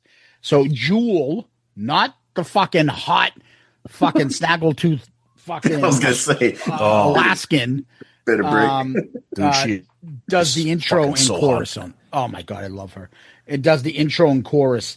And how fucking like iconic is this one little part? Dr. Dre going rat-a-tat-tat. Dude, like I love that. I can't like imagine this song or the video without him just doing his 2 seconds appearance, just saying rat-a-tat-tat, like rat-a-tat-tat. Because I never hesitate. They even put an N-word on his bag. Oh my god! Man. So the fucking song is it's just funky Dr. Dre at his best, and then you just throw in. It's almost like who can make the best sounds and music and samples and song production, and then who could be the best rapper? Okay, let's combine you two. Yep. And they met on their own. And that's what you get. Just perfect. And then everybody else, all the little side characters, are still fucking great. The Dogg Pound, Nate Dogg, Warren G. Fucking add to this. Yep. This was way better, like, as a, like, with Dr. Dre not rapping as much and being more in the background and then letting these young guns get in front and him just being like, go fucking nuts. But what he did was so impactful to your point. Like, just those little nuggets that Dre put in was like, made the song what it is. Everything. And I bet you there's a million fucking, like, earworms and Easter eggs all throughout these fucking songs that like, oh, he just added that little touch from that, or he put that sample in from that. You're like, what the fuck? How does he do it? But there's another shaking my head line. He is I and I am him. What's the next line? Yeah, that's bad. Brim, what's my mother? Slim, Slim with the, and in the video part, which is fucking hilarious. And by the way, there's another 187 on the motherfucking cop in this song. Let's go to the video. In the video part, when he says that, I think it's Korrupt. He's got his hat like that. He's this with Slim with the tilted brim, and he's like, "What's my name, fool?" I love Korrupt. Everything Korrupt. is fool with the O like just drag it. What's my name, fool? Fool. I love it. Oh my god! And that video, just again, 90s. Like everybody gets along, party, fucking fun. You could watch that and enjoy that, and then see fucking what do you call it? Pearl Jam's Jeremy, and want to crowd surf to that. See how awesome that is. It was just a different time, man. Music to us young people. It was just so fucking incredible. It was such an overload of incredible shit to listen to. That's why we talk about like being in college during those years of music, and that's why no matter where you were, whether you were hanging out or you were at a party, it was the fucking greatest soundtracks Oh that you my could God, ever hear. the music. 'Cause like you said, yeah, you'd go from Nirvana to Snoop Dogg to Alice in Chains to friggin' Dr.Dre to Public Enemy To fucking- Kiss. Yeah, exactly. It was just sick. How about just the awesome video? time. You don't love me. What do you love? You love my doggy style. Jesus Christ. I'm disappointed in you guys. You love my doggy style. He does look like a fucking Doberman, doesn't he? He looks exactly like a Doberman. Yeah, then it's just such a 90s image. If you put that in there, you could totally see what that is. Remember that fucking that Bon Jovi song he did where he was kind of mocking the 90s people? And what's that say? Something for the pain, this and that. And there's different characters singing the song. And then you can tell that's an Eddie Vedder guy. And you can tell there's a Snoop guy because he's got the flannel shirt up. Bon Jovi did that? Yeah, it's the one that Beavis and Butthead, where Beavis likes the song. Oh, yeah. And Butthead's yes. What do you say? Then Beavis finally kicks him in the nuts. He's like, "Shut up, Bon Jovi rules." Well, that's so funny you bring that up because around this time, this time in the 90s, when everything that we loved in the 80s was dead and not cool anymore. It was the day that I was sitting with all my buddies and Bon Jovi just dropped that. That was on These Days, wasn't it? I think so. Yeah. Yep. That album was coming out, and I'm like, yeah, I think I'm going to go get the new Bon Jovi album. And there was like crickets, and everybody looked at me and was like, what the fuck? Pussy. Dude, 3 years ago, they're the biggest fucking band on earth. I'm like, and now it was so uncool. And it was so especially did somebody think you were a jerk because you listened to Bon Jovi? That was one of the memories, and it happened around that time. I was just like, holy fuck. Yep. And they all fell out of favor. Dude, I asked Tom. I fucking hid all my hair metal. By time I had them all out, freshman year, sophomore year. By junior year, they were all hidden. And if somebody did play a hair metal, they did it like as a goof, like listen to this song. Who wants to have fucking She's my cherry pie. Exactly. Hide that shit. Yeah, it was a goof. Yeah, exactly. Yeah. Yep. All right, let's go to the next track. Who wants to say the title? You're up.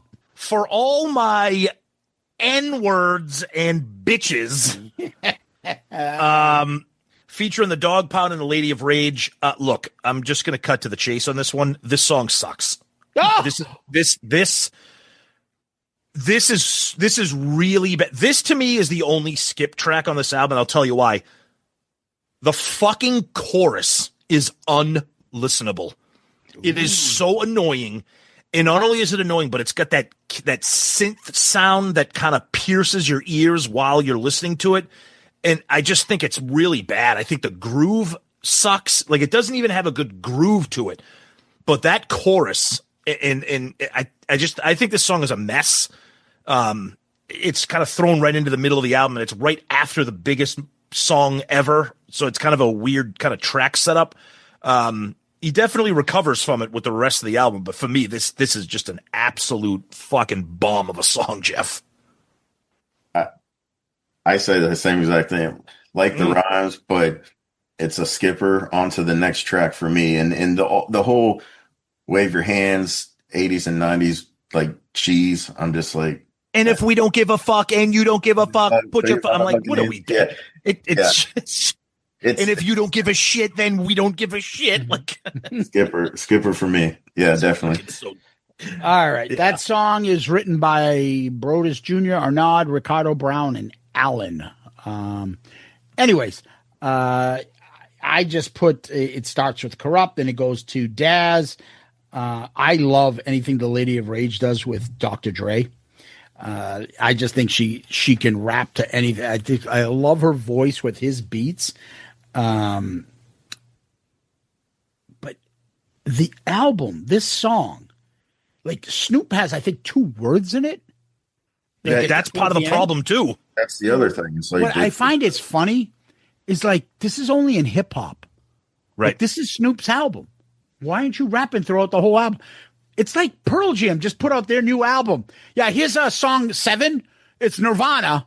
Yeah, and they're gonna play on my album the whole song and sing, and then I'll say a word at the end. Like, dude, then why aren't they playing that on their album? Why is that on your album? Like, what are you doing here? So it always just made things a little bit weird, but I think Lady of Rage is great. And yeah, this was another one that when I think of this album, this song never comes into my mind. Never. The only part that I always think of, and if I hear a Janet Jackson song, I'm always like, slow your roll and control like Janet. Yeah. Yep. Yeah. That's about the only like memory I have of this song because it's a skipper. Yeah. All right, let's go to the next one. Ain't no fun if the homies can't have none. Now, let's be serious. I think we just want to talk about this song. I mean, we just want to talk about this fucking song. We could just do the whole lyrics. The whole episode. About. This is one of, and the funny thing is, maybe you guys disagree. You know, when we talk about it, this song to me, I don't remember this one sticking out when I had the CD. I remember it was good. I liked it, but now this is what a piece of fucking hip hop history right here. I mean, from the intro, you're back at the jack off hour with DJ Easy Dick. I mean, it's DJ Easy Dick on the station that slaps you across your fat ass with a fat dick. It slaps you across your fat ass with a fat dick. And but then his voice and the music, it has one of the greatest beats, the soul samples, the funk, the keys, and then I mean, I can't talk enough about fucking Nate Dogg, Warren G, and Korrupt. It's just fucking incredible. It's incredible.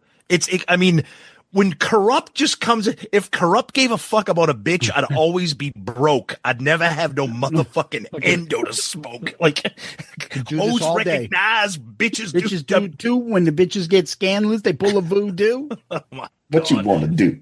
But that opening really verse, but that opening verse, and you hear this really nice soulful voice, and you're like, wait a minute, did he just say opened up your gap?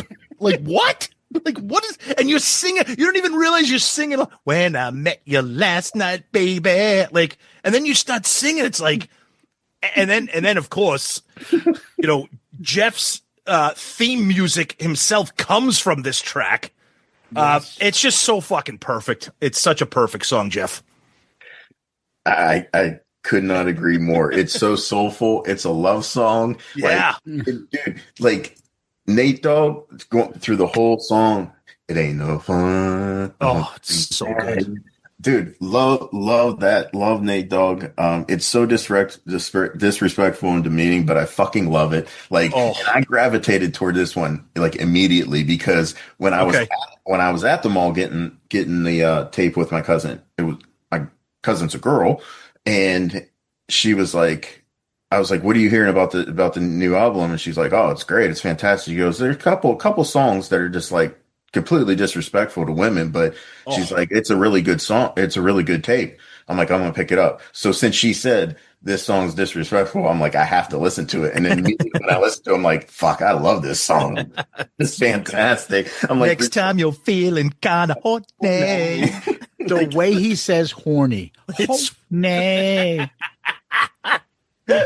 Oh man, give you a call. Anyways, ain't no fun if the homies can't have none. Brodus Jr., Young, Brown, Nathaniel Hill, and Warren Griffin. So you got Nate Dogg and Warren G getting some credit. You forgot the beginning part.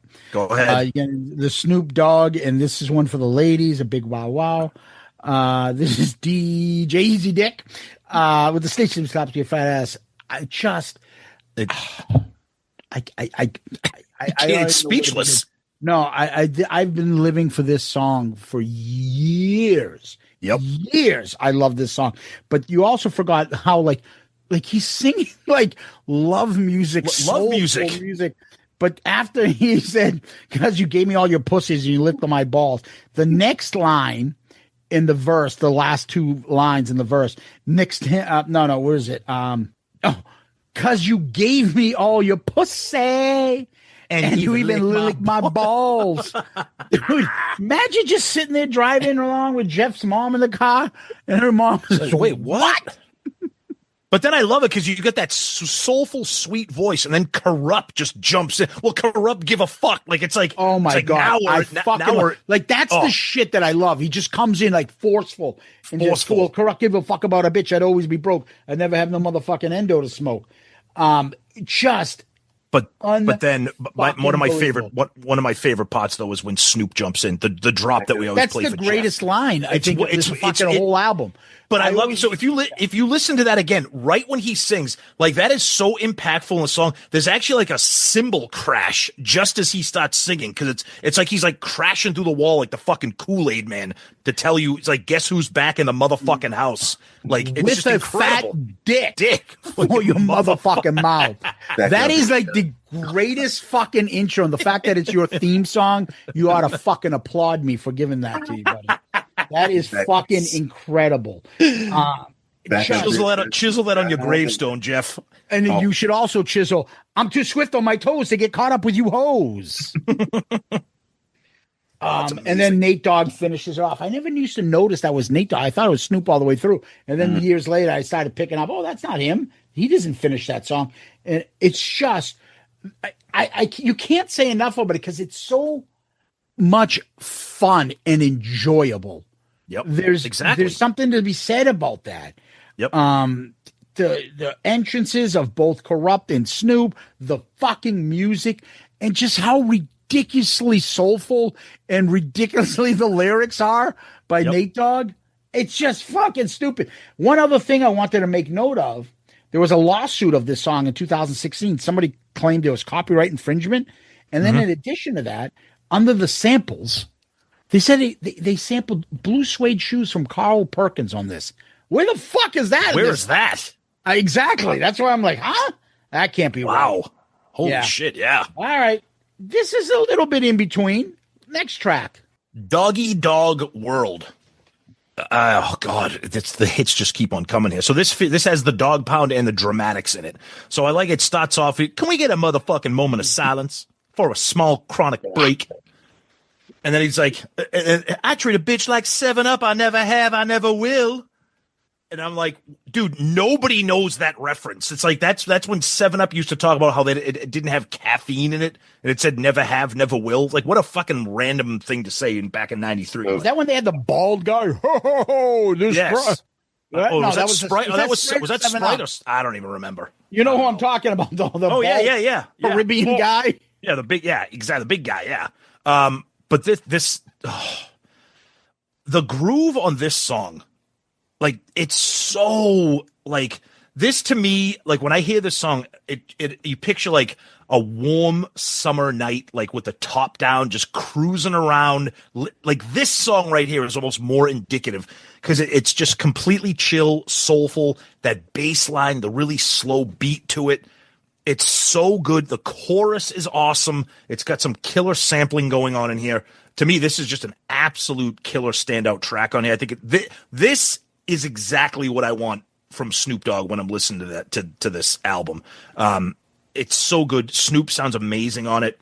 To me, just a standout track, Jeff. Well, to take a step back to the small chronic break. Yes. Literally just 3 days ago, and it's not because we're reviewing this album. My buddy Danny P calls me, and the phone rings, and I don't even say hello. I just say, Danny P, you without me is like hell no, you'll never go platinum. And he's like, yo, Jeff, give me a light. Yeah, see, everybody knows. It's amazing. He's another one. Like he plays guitar. He's been in bands. He's like a rocker through and through. Knows every single word. Like, he knows this album better than I do. He knows every single word. And every time I talk to him, he's just like, he'll call me and just lay down a line every time. We never say hello to each other. We start talking with Snoop lines. But I love it. That's awesome. Doggy Dogg World, as the world keeps spinning to the TROTT. That being the TR double. That's all. It actually fits perfectly. Yeah. I love that. Shit. Everywhere I look, everywhere I go, I'm hearing motherfuckers try to steal my flow. Like this song is. It makes a white guy think he can dance. Like, it's so fucking good. Like, just the whole setup, the intro, everything. What's that? Hey, the next line after that, my N-word Coolio, is he insulting Coolio for stealing his flow? Or is he, because remember when Coolio came out, a lot of people were like, dude, this is a fucking Timu version of Snoop.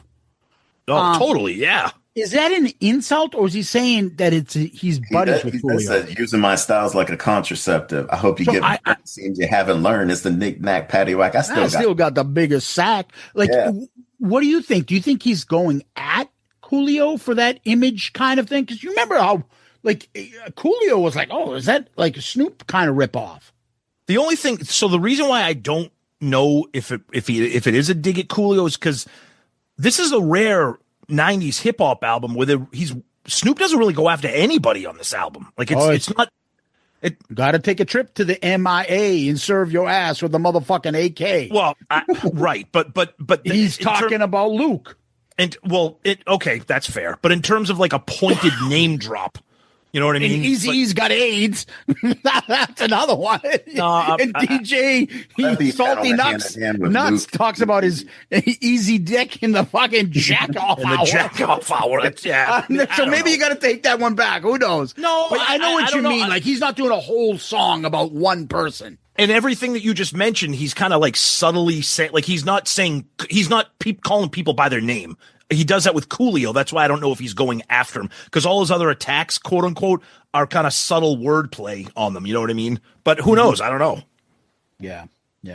All right. So this one is Doggy Dogg World, featuring the Dogg Pound, the Dramatics, Brodus Jr., Arnaud Brown, Richard Dimples Fields, James Harris III, and Terry Tate Lewis. I don't know who the fuck Terry Lewis is.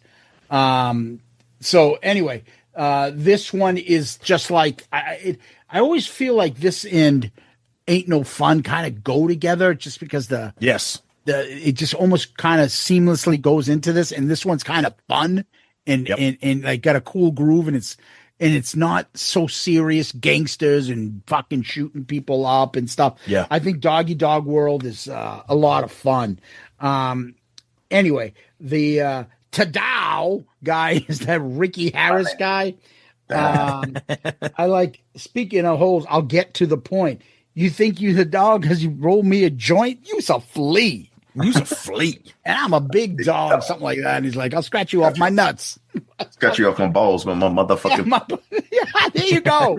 I think that's fucking great. There's Korrupt, there's Daz, the Dramatics, and then that's Nancy Fletcher again, that is from Loudy Dowdy, that comes back and sings in part of that chorus there. It's a fun fucking track. And then you got the video. That fucking video is so awesome. And remember, the 90s was a real, like, it's always 20 years. They always go back. The 80s was a big 60s revival. Yeah, the 90s were the 70s. That's right. You got Pulp Fiction and all sorts of stuff. And in that video, so you got Snoop, you got Pam Grier and fucking Antonio Fargas from Foxy Brown. That's Huggy Bear guy. Rerun was in that video too. Rerun. Yeah, what's happening? Hammer, Fred Williamson, Superfly guy was there. Dolomite was in this. All those funk and soul like names, like just from fucking Antonio Fargas was Huggy Bear. That's from Starsky and Hutch. Don't be a menace to your drink your juice thing. Don't be a menace.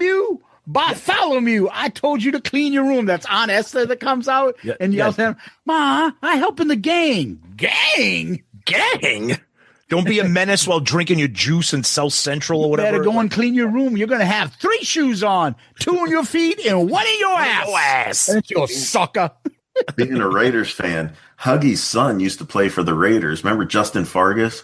He was a running back. Yes. Yeah, he was good. Dude, that guy's been good in every fucking movie. That's his son. Yep. That's wild. Yeah, that's but wild. This thing is such a great video. And even like Snoop comes in with like the 70s look and the way he raps in the first couple lyrics, you know, it's his entrance. So his entrance was just so smooth. Yeah, that's what I'm saying. That's what I'm saying. Like, it makes a white guy think he can dance. When you see Snoop coming on the video every single day, and then all of a sudden he gets in there. Some of these dudes are so deceptive, using my style like a contraceptive. Oh, so anyways, great fucking track. 2 more left. Let's go to the next one. Good morning, boys and girls. So we got G's and Hustlers, but before we get into G's and Hustlers, we got the nice little classroom intro there, which is fucking amazing. God. All right, that's a pretty good profession. It's fucking so good. Hey, you in the back with those French? You in the back with those French braids? What's your name? My name is Snoop. Snoop. What does he want to be? I want to be a motherfucking hustler. You better ask somebody. And then when you hear that, bam, the big slapping bass, 70s fucking theme music, dude. And then you actually, that's a great way to put it. It's almost like Snoop lifted the theme to like some 70s cop show, because this entire vibe of this song is so fucking awesome. Yeah, I love it. Oh my god, it's so friggin' groovy and infectious. This is another standout track for me. I think it's just so good. This is going to sound weird because we're talking about a hip hop song, but I feel like that main beat is just so repetitive throughout the entire song. There's like no really kind of break from it.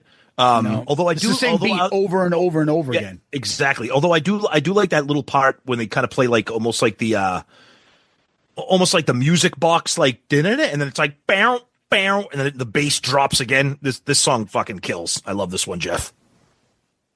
Yeah, shout out to. I mean, that's Warren G playing the teacher part, isn't it?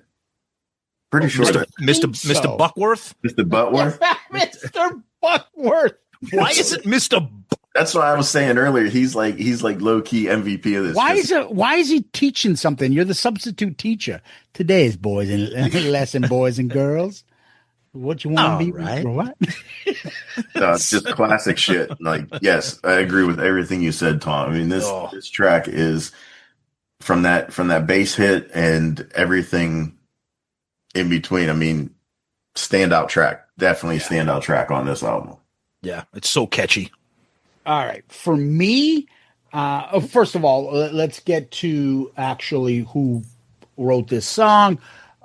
G's and Hustlers, Brodus Jr., which is what's his face there, Arnaud, and Don Blackman, Snoop.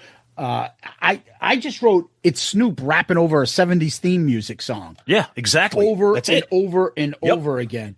Yep. I don't know who the fucking Mr. Buckworth is. I don't know, but I think that's fucking one of the funniest skits. The skit makes this even better. I agree. It has no point in anything, just so baby Snoop can be like, I want to be a motherfucking hustler. You better ask somebody. You over there in the jean shirt. What you want to be? I want to be a policeman. All right. What do you want to be? I want to be a Kiss podcaster. All right. That's a pretty stupid profession. You fat boy in the corner with no friends. What do you want to be? I want to be a motherfucking Kiss podcaster. You better ask somebody. And you got $1.50 so I can get a sandwich? Jesus. I think we did that earlier in our text exchange. We totally did. I think it was a lot ruder than it is on this. I think we cleaned it up. Of course it was. You want to be? I want to be a Kiss podcaster. Okay. All right. Well, let's go to the last fucking track. Here we go. Pump. Now this one has a pretty badass little story there at the beginning, another little skit. Oh shit, is that Snoop over there? Oh shit, my name is Sam Snead. You better recognize. Oh yeah, and he's like, wicked rude. Get your black ass over here, bitch. What's up, man? Is that your N-word over there? Yeah. Fool. I'm talking to you. Oh man, we can handle this like some gentlemen, or we can get into some gangster shit. Oh god, What's up? That's what's up. That's what's up. And I'm telling you right now, I'm anxious to see what you guys think of this. This is what it's the trio. You got the Shiznit, Serial Killer, and Pump. The darker, The darker, moody songs with just a pummeling, driving beat and a bass line with keys in the background. There's that little organ key note that kind of plays in the background. It almost sounds like chamber music. Like it kind of gives it that dark tone. But the thing to me, it's another earworm. I don't know if people find it annoying or not. I fucking love that pump sample. I don't know what it's from, but it's like pump, and then he does, and then you get dun, dun, dun. The bass line is fucking absolutely crushing on this song. I think this is such a deep cut, like a standout track for me. I go to this one a lot, and I love that pump. And again, this is Snoop just telling a story. Like it's so good. It's so like aggressive. I don't know, man. I love this. I think it's just a killer way to end the album, Jeff. You know the name of the game. Your bitch chose me. I love that. I just think it. I think it's a great album closer. I think it's only like 2 minutes long. Like it goes pretty quick, but great way to end the album and setup of the skit and everything. To your point. It was, and I do feel like it kind of slides in with those darker tracks. Yeah. On the album, it kind of fits right there. But yeah, it's the end of a great album. That's all I can say is that. All right. So Pump featuring Lil Malik, Brodus Jr., Young, which is Andre Young, Dr. Dre, Jamal Phillips, and Malik Edwards. I don't know who Lil Malik is, but he's fucking good. Yeah, he's real good. I liked it when he jumps in. Yeah, that's not a name that, like, out of all these names that have popped up on this album, like, I never heard. Haven't heard that one. I'm not. Yeah, that one I don't know really. So I liked, and I mentioned it earlier, Tom. I like the repeating pump. Yes, pump, it's catchy. Pump. Yeah, it's in the background. It's just like a driving force. It's going forward. It's just rapping fast and furious ahead. Shit like this I don't hear this style, or the shiznit anymore. Anybody, I can't listen to anything else that goes on. It's that NWA Dr. Dre trained fucking way of doing things, which I fucking love. Great way to end the album. Solid track. I mean, I think honestly, everything is solid. There's no skippers here for me. To end this album, it's my pick. I'm going to give you guys just a final, not many albums that I can say that, especially a hip hop album, that just is extremely sentimental, lives up to its past, and just fucking fun. I love this. There's so many different aspects of this album that I can enjoy with my friends or by myself. I'm not a rapper. I'm a fucking Greek attorney from Boston. But I will play this in my car. I'm like, lay back in the cut like I told your ass. And it gets you to do that. And that's what music should do. Dr. Dre and Snoop fucking hit it out of the park. This is a brilliant album, and it is a change in our culture. I think it's a culturally changing album. This, when it came out, changed a lot of things, not just the music. Jeff. Pure poetry. I fucking love it. Yeah. Like, no, it's a super fun album. And when we were getting ready to review it, I mean, I haven't listened to it in years and pulled it out. I mean, I say lines from it pretty much every day of my life, these little nuggets. But as far as listening to the entire album all the way through, and that's the other thing, is that you put this on, and this is kind of like, I mean, on opposite ends of the earth, but for me, out of the 90s, like Jagged Little Pill, I can put on and play the whole way through and not skip. Wow, okay. There's an album. Yeah. I like it too. Yeah. That's one. There's not albums that you put on and you just play 1 through 10, 1 through 12, whatever it is, and you don't skip at all. You can listen to the whole album in one sitting or on a ride home or whatever it is. Jagged Little Pill's like that for me. This album is one of those albums. Like, I enjoyed this even more now than I did when I was a teenager when it first came out, and I listened to it the whole way through about 15 times. So it's like it's fun. It's a fun album. It cracks me up. It's funny, but it also got that groove and that just feel good party, sense. Like, I love it. Yeah, it's awesome. It's like fans can like it and critics can like it. You don't get that often, right? I'm with you, Jeff. I can listen to this all, especially for me, because I've never been a huge hip hop fan. Like I said, same here.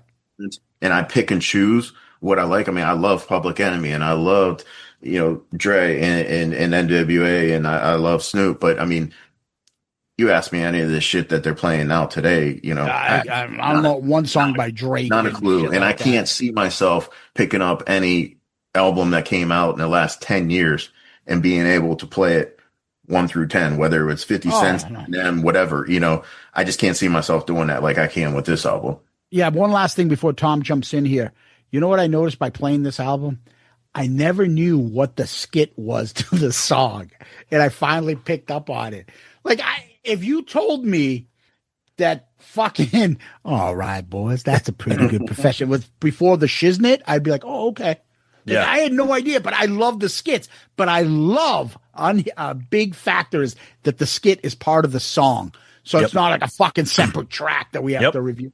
Agreed. But the skits, did you know what skit went with what song? I didn't remember that. The only thing I remember was the one before "Ain't No Fun" with yes, like that. That one. We because it's like part of the song for us. Yeah. So for me, hip hop is this.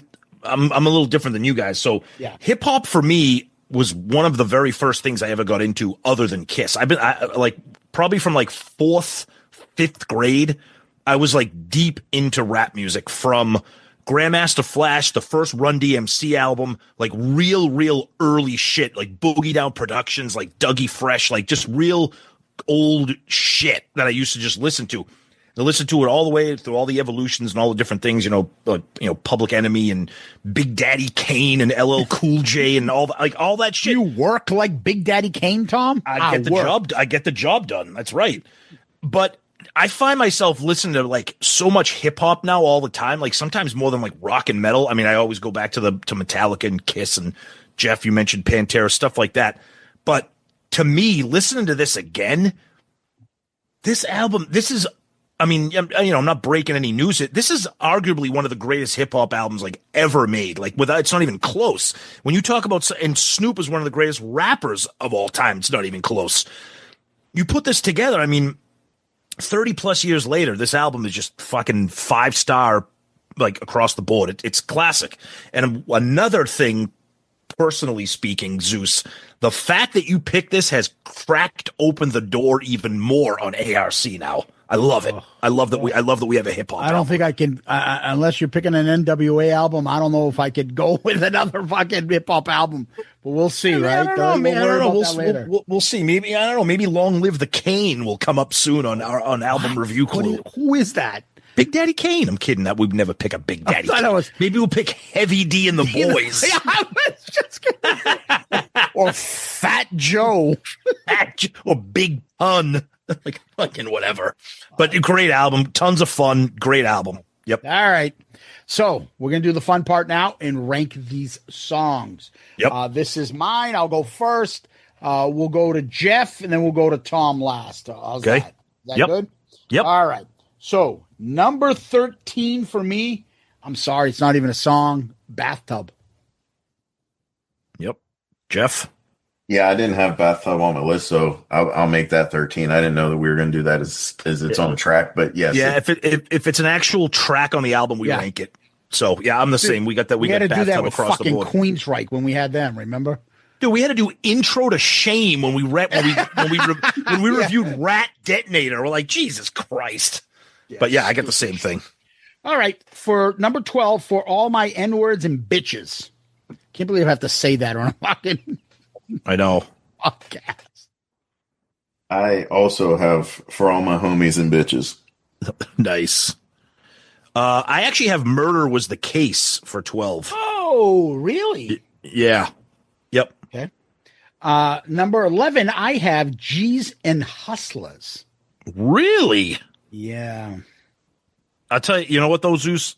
It's hard to rank. I love this whole fucking album. I was just going to say, there's no even the songs that aren't great. Yeah. Even the Skid Bathtub, I'd rank it higher than fucking some of the Rush songs we've listened to. How dare you? Jeff, what do you got at 11? Pump Pump. Oh, No. number 11 for me is For All My Bitches. All right. Number 10 for me, Pump Pump. I have Murder Was the Case. Okay. Number 10 for me, I have Lodi Dodi. Number 9, Serial Killer. I also have Serial Killer. Damn, you guys. This is good. Number 9, I have G-Funk Intro. No. Lodi Dodi is my number 8. This is for the G's and this is for the hustlers. Okay. My number 8 is Doggy Dog World. Number 7, Murder Was the Case That They Gave Me. I have a Lottie Dottie.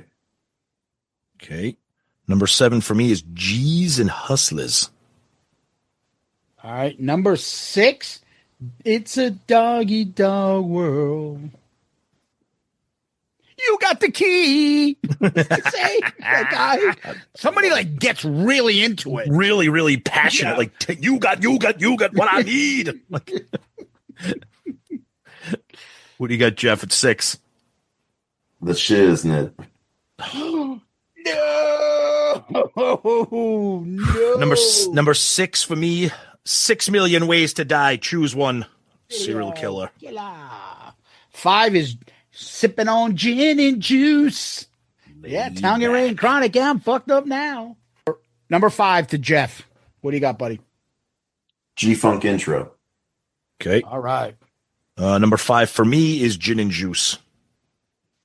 Number 4 for me is G-Funk Intro. I fucking love that song. I do too. Yeah. It is good. I have Gin and Juice. Right. Number 4 for me is Pump Pump. Ooh, you like that, huh? Yeah, I really do. Yep. Pumps in the bump. Pumps in the bump. We like the girls with the pumps in the bump. I like the girls with the pump in the bump. I'm going to send you a screenshot of that video with Hammer and his fucking banana cock fucking in his thong. Dude, if we ever did social media teasers for ARC, this would be the week. This would be the time for that. It's so good. Pumps in the bump. We like it. All right. Number 3 for me is Who Am I? Number 3 for me is Ain't No Fun. Oh, Jeffrey. Dude, what's wrong with you? No, number 3 for me is also Who Am I? All right. Number 2 is Ain't No Fun. Now that makes sense. Damn. What the hell? You guys are disappointing me. What the fuck? Number 2 for me is It's a Dog, It's a Dog, It's a Doggy Dog World. Oh, wow. Number 2. Number 2 for me is Shiznit. All right. Number 1 for me is the Shiznit. Best fucking rap song. Yeah. I love that. Vocals. I love that you have that at number 1. Everything. Yep. Number 1 for me is Who Am I? What's My Name? Okay. Number 1 for me, and I really thought we were all going to have this. I got Ain't No Fun at number 1. But that's I okay. love that we have all 3 fucking different songs. Yeah. I mean, it's one of those albums. There's no wrong answers here. Dude, I have those as my top 3. Yeah. I love it. I mean, I'm telling you, I had more fun listening to this album and fucking. Dude, it was one of the most. This was one of the most fun ARC prep. Like I said, I was listening to this today. Our listeners are gonna be like, "This one sucked. Fucking hate this. Don't do rap again." This is I can't believe you guys picked this and you didn't do fucking LA Guns yet. What the fuck's the matter with you? You didn't do fucking Heat 6 live in fucking Babylon. You haven't picked a Crocus album, but you've done Snoop Dogg. Crocus. Anyways, all right. My favorite part is this. Jeff, what makes you rock hard? It's fucking awful. So lately I've been, I believe it's on Max. Yeah, it's on Max. I've been watching catching up because it's in like the 4th season, but I've been watching the Righteous Gemstones. Oh, I've heard that's great. I haven't watched it yet. Yeah. It's corny as shit, but everybody in it is so good. Yeah. It's got Danny McBride and John Goodman the girl, I forget the girl's name in it, the sister. She's hilarious. But yeah, that's what I've been catching up on lately when I can. I have all this, extra time on my hands because I'm never working. So, but so you're a podcaster. I knew that was coming. I was waiting. That's about the only thing I don't do. I stay busy with work and 9 to 5, my business and the kids and everything. So, and helping out Shout It Out Loudcast with all our requests. Yeah. That's it. Yeah. But that's what I've been trying to catch up on in any little spare time that I have. Okay. So for me, I always like to drop a little, shout out to some of the good horror movies that come across my way. This one, it does fall into horror, but it's getting a little bit more play out for people that aren't even into horror, because it's more of like a thriller. I mean, there are horror elements, but it's more of like a thriller with a few twists that I didn't really see coming. And even after I saw them coming, I was like, fuck. It's this movie called Companion. I've heard a lot of people talk about this, even people that aren't into horror, because I listen to a ton of different horror podcasts, movie podcasts, even non-horror regular movie podcasts and social media mention it. I think it dropped on Max. I was blown away by the concept, the plot, the twist, the ending. There's really no like gore or blood in the thriller aspect. Is that it what it involves? I can't really tell you too much about it because the plot is kind of a spoiler. But again, there's no like blood and guts. It's not that kind of a thriller horror movie. It's just a really creative plot device and a really creative twist that it's very unique, and it's a movie that I think a lot more people should be talking about. It's called Companion, so highly recommend that one, even for the non-horror people. All right, for me, it's a documentary. It's on Netflix, and it's called The Comeback, the 2004 Boston. Oh yeah, I mean, I lived through it. I was a season ticket holder. I was there when we crashed and burned in 2003 to the Yankees. And then I was there when we won that series. I was there in the World Series too. Tom was there for one of the 2 games, at least, with me there. It is such a good documentary. I can't explain it. I got chills feeling like we just won again. And it goes from the heartbreak of the 2003 series, and it goes to the 2004, and it breaks it down perfectly. I think there's 3 episodes on it. Is that on Netflix? It's on Netflix. Yep. It is so amazing. What's so great about it is they had so many players on both teams talking in this video. So you have Yankees perspective on this, and that is fucking incredible. If everyone remembers, the Red Sox are down 3-0 to the Yankees. Tom and I were at that game when the Yankees went fucking batting practice on the Red Sox, like 19-8 or something. 19-8. Yeah. Yep. And it was the most insane thing. And I just always remember like that's it.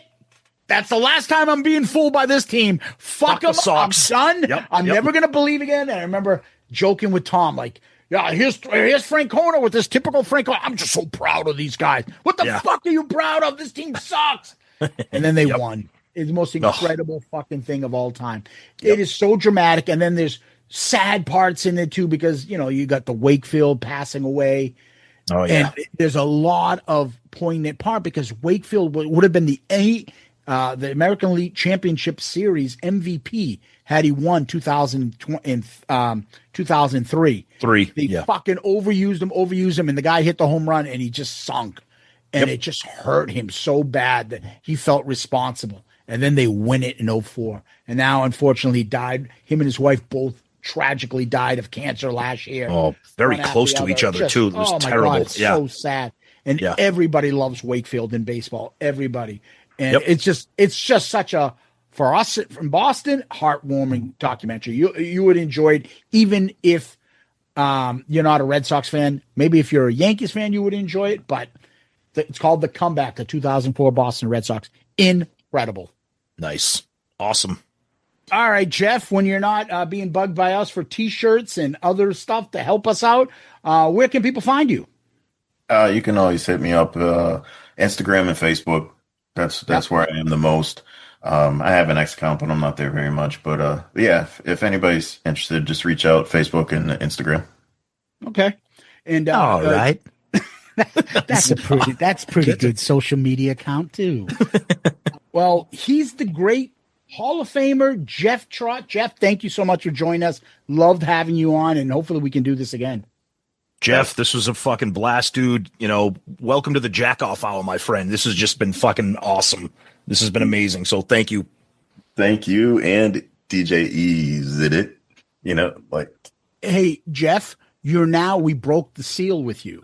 So we'll have you back again. Who knows what episode? Maybe NWA Straight Outta Compton would be a good one. Oh, God. Let's please do that one. Yes. Perfect. No, thanks, guys. This was Jeff. great. A lot of fun. Thank you. Awesome. All right, Tom, that was the great Jeff Trott, Hall of Famer from Shout It Out Loudcast. And now we're going to get to what we do, and now we're going to rank Snoop's Doggystyle against all the other albums we reviewed. We're going to start with album cover first. And why don't you tell us your top 5? All right, my top 5 right now for album review crew covers. Number 5, Rage Against the Machine, Blizzard of Oz, Purple Rain, Master of Puppets, Diary of a Madman. Doggystyle's funny, it's entertaining, it's comic booky, it's graffiti-ish, it's stupid, it's silly, it's eye-catching. I like it, but I'm probably gonna give it a little bit higher than it should be just because of its creativity. I'm actually gonna put it at number 19. Ooh, okay. Yeah. Yep. Number 19 for you. All right. So Tom, my top 5 right now is Diary of a Madman, Appetite for Destruction, Blizzard of Oz. 2 is Hotel California. Number 1 is NBC TV Special. I'm going to be honest with you. This doesn't do much for me. I think it's stupid. It could have been so much better. Yeah. I will go with 43. Okay. Underneath Trash and above Mind Crime. Okay.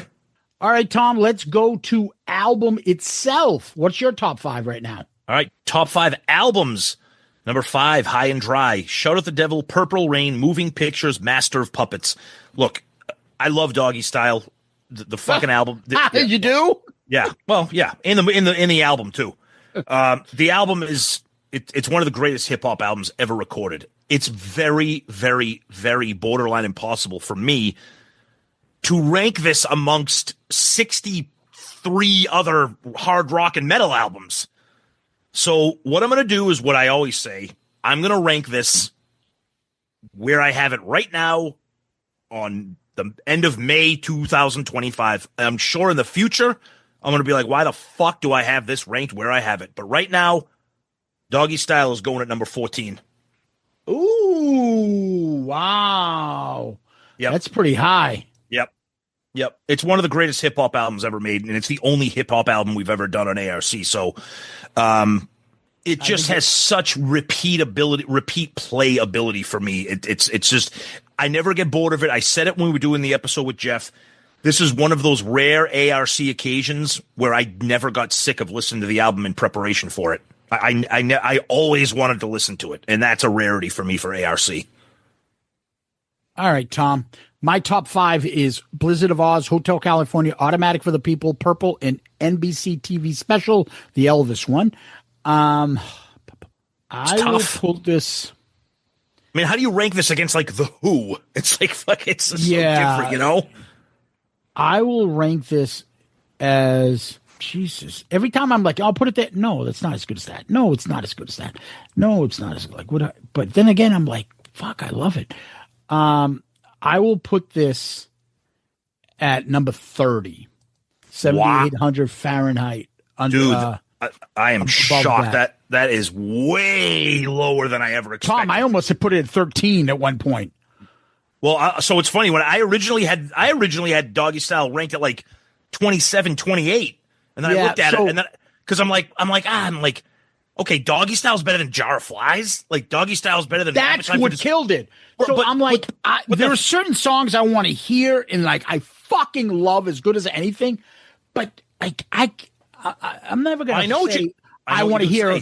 I want to hear the Shiznit more than I want to hear Highway to Hell. Right. Mechanical Resonance is fucking a great album the whole way through. Right. Single soundtrack means a lot more. So does Jar of Flies. So does Bon Jovi's debut. So does Supernova. Then I'm like, Slide It In, Once Bitten. I love those albums. Down to Earth. You know how much I love that. Come and Get It, White Snakes. I'm like, Night Songs. I love that all the way through. Same thing with Kick. I'm like, same thing with Difficult Cure. Same thing with White Snakes. I'm like, all right, Doggystyle can go right underneath White Snake because 7800 Fahrenheit has some ups and downs. So I'm going to 30 with it, and I still fucking love this album. No, I know it's tough. This is definitely one of the hardest ones we do because it's got no comparisons in the other albums that we've done. So you just kind of throwing it in there. All right, Tom, where can people find us? So if you're listening to us for the first time, we are an all Kiss podcast. We do these album review crew episodes once a month where we pick an album that is not Kiss from all different genres. As you can see, we're now expanding into hip-hop, so that's awesome. You can reach us on our website at shoutoutloudcast.com. You can find all of our links there for all of our social media, Twitter, Facebook, Instagram, YouTube, TikTok, Threads, Blue Sky. Email is the best place to find us as well. And you can use our email address at shoutitoutloudcast@gmail.com. So please check out the website, our social media, and our email. And if you're a big fan of Kiss, every Saturday we drop Kiss episodes as well. So please check that out. And we're also proud to say that we are a member of the Pantheon Podcast Network of shows, Zeus. Yep. Tom, what we always do is we always end on famous last words. Oh, boy. Oh, boy. You got one? This is so bad. I don't know where to go. All right. That's something that I learned in the pound. So how the fuck am I supposed to pay this hoe just to lay this hoe? I know the pussy's mine. So I'm gonna fuck a couple more times.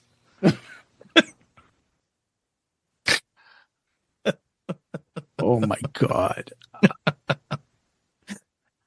I got a little message.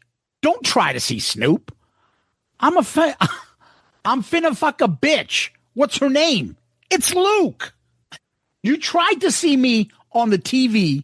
Use a BG double G. Yes, I'm an OG. You can't see my homie Dr. Dre. So what the fuck a N-word like you gotta say? Gotta take a trip to the MIA and serve your ass with the motherfucking AK. You can't see the double G because that'd be me. I'm serving them, swerving them in the coupe. The Lexus flexes from Long Beach to Texas. Sexiest hoes, they want to get with this. Because Snoop Dogg is the shit. Bitch! All right. Jeff, Hall of Famer Trott. Tom, Hip Hop Tards. Snoop Tards. Kiss Army and Loudcasters, thank you. Jeff, loved having you, brother. This was awesome, amazing stuff there. Snoop Tards, people that slap people with their fat dick across a fat ass, whatever the hell you people do when you'll listen to this album. Zeus, as always, my friend, thank you, and thank you for picking this album. Peace out, Girl Scout.